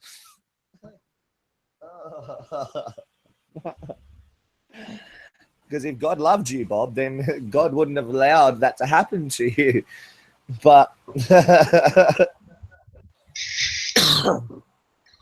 what say you? What say you, Mr. Bob? Do you think God loves you, Bob? That's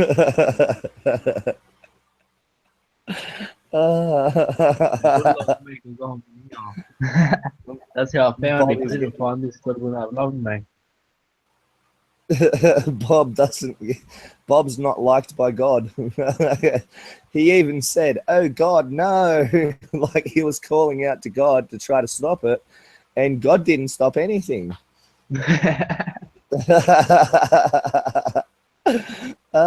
Poor Bob. Was that a sign of you coming out of the closet, maybe? Oh God, no. Firstly, I found out this thing going through someone else's Facebook page. Oh, the poor guy thinks it's funny to sit there. He thinks it's funny to sit there and troll and do whatever he wants to do to people that he feels that deserve it. So why can't I do it back to him? Yeah. Why does he get to have a pedestal and nobody else does? Seems like everybody gets offended when people like me come on and give the trolls a slap when all they've been doing is trying to slap real people. Like I said, Troy joined and was attacked by him. Shouldn't you like be able to join a show and be greeted instead of joining a show and then being called, oh, you're somebody else's fucking bitch? It's, wow. What an interaction. What a way to greet people. No wonder the 17-year-old kid sits there and kicks you all off when look at the way you treat him. I've been watching this thing for the whole thing. Bob, you should know that. I've been watching it the whole time. Every single hangout, I'm always watching it.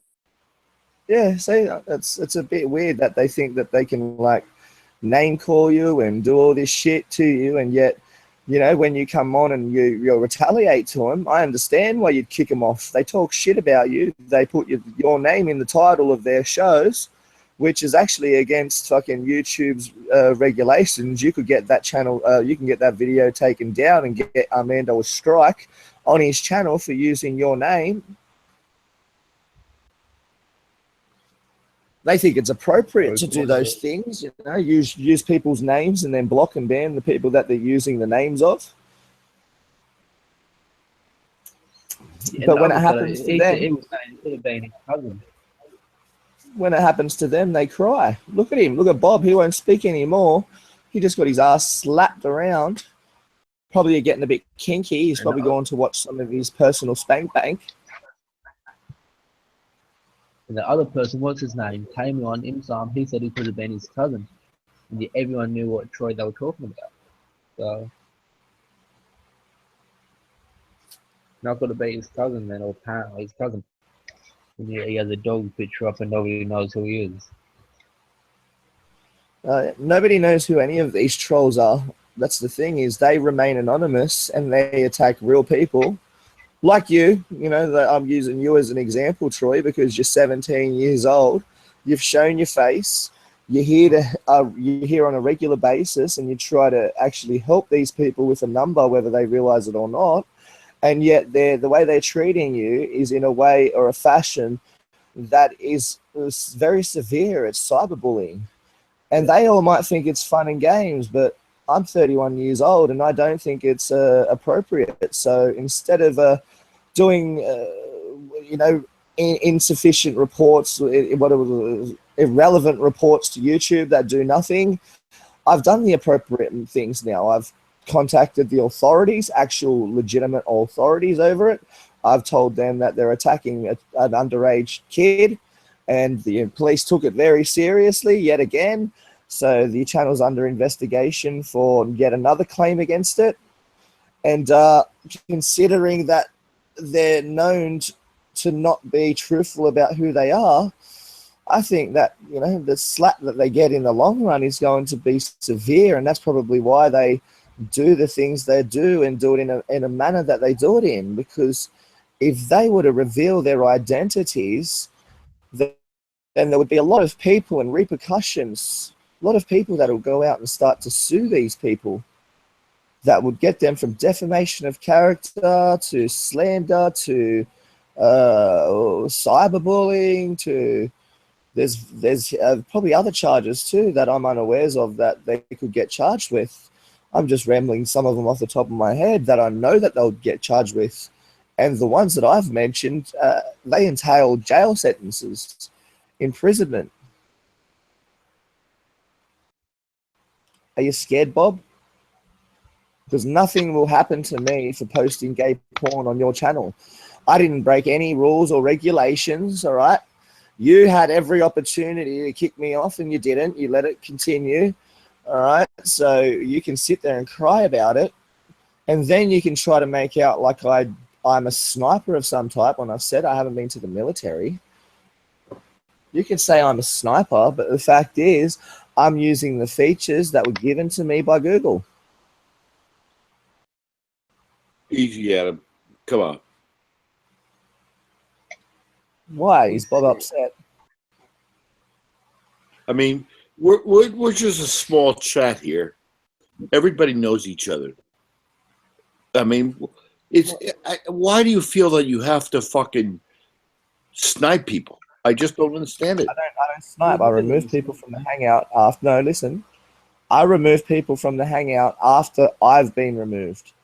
So for you to turn around and say I snipe hangouts, you forget to fail to mention the fact that I was removed without the permission of anybody, like especially the host of the show. Some person has removed me, and then I rejoin the show, and I remove the person that removed me. Then I'm blamed. I'm blamed for the activity of other people. Why were you removed? Because Bob High is a little bitch that likes to sit there and remove people, and then blame them when they remove him back. Oh, it's all Bob High's fault then, I guess. What? Well, Bob High is one of the ones that initiated this sniping. All right, I don't think that you're around in the flat Earth debates channels and whatnot. I've been around from the beginning. I've been around from the beginning, and I've seen it all. I've got plenty of witnesses. I've got plenty of witnesses and people that would agree with me that it was Bob High, it was Big L, it was there was a few other people like this. I mean, it was a plain explanator. You had Look a Pig. There was all these characters that used to remove everybody, and then once the people that were being removed found out how to counter the removers by removing them, then suddenly we were blamed with the activity. I was called a sniper, but yet I would say that I'm a retaliator. But you know, Adam, I mean, what the fuck, man? We're just a small handful of people here. And well, maybe they should think about that. Maybe they should think about that before they snipe people. So is 20 a small handful of people? No, it's a group of people. It's a classroom basically with 20 people in outside that. You got 23 people in there. That's a small classroom basically. And majority of these people, they talk on Skype and other social media websites to collaborate.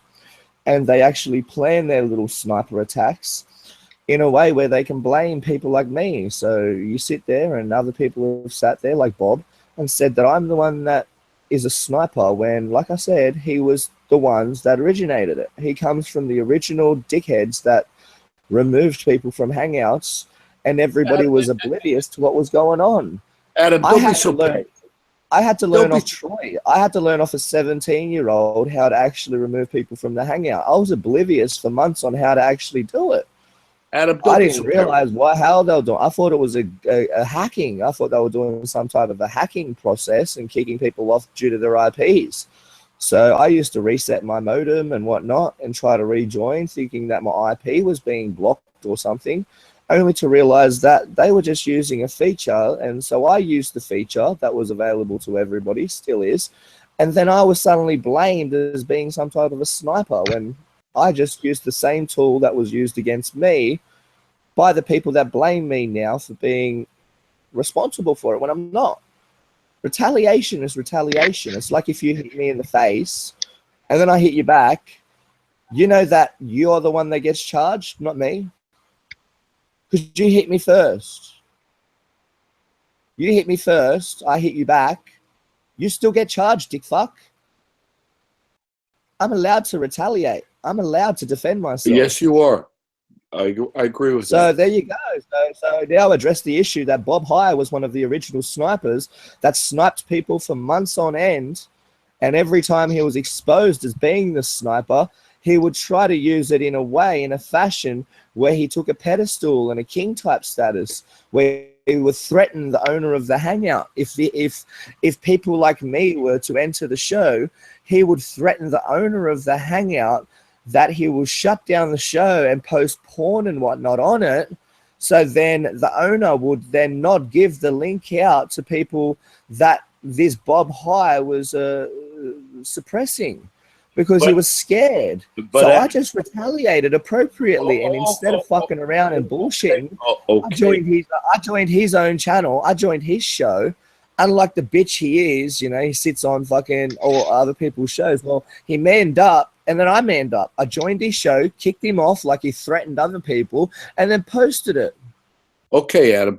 Next time the motherfucker will realize don't fuck around with people like me because I'll slap you real hard. All right.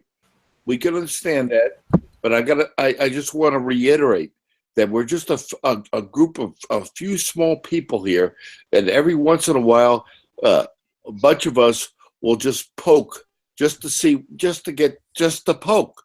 And you shouldn't get so fucking arrogant that you have to fucking kick people off just because they want to do that shit. I mean, just let it go, brother. I had let it go. I did let it go. I did let it go, but Bob was the one that brought it up yet again and tried to say that I was some type of sniper. When I've stated the whole time that I'm a retaliator. So do you hate Bob? No, I don't. As long as he gets over his spilled milk, the milk's spilled all over on his side of the table, and he's trying to blame me for the spilled milk. Once he cleans up his own spilled milk and realizes that he was the one that initiated all this, and I'm not going to receive the blame for the actions of him, Big L, and all the rest of the trolls, I am just a retaliator. Then let Bob be Bob, just like we're going to let you be you. Makes me funny, and notice it makes it funny to me, is if you don't understand what I've said, then you're just as naive as them, and I can dismiss what you've said because I'm not the one that sniped people first. Okay. I'd done it after I'd been sniped. Okay, I'm naive. I'm just telling you that let Bob be Bob, and we'll let you be you. That's cool then. And then I have nothing against Bob then. But if I'm removed from the show, then I have other accounts that I will join on, and I'll remove the people that removed me. And I only see that as fair. Why shouldn't I be able to have an opportunity to suppress them back? If that's the way you want to roll, fine. No, I don't think personally that anybody should be removed from the show. Me personally, but I agree. But if that's the way you want to roll, so be it.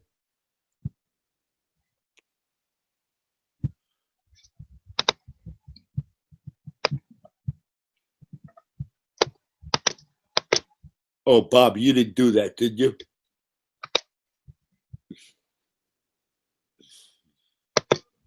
Fucking you. Bob, you snipe him.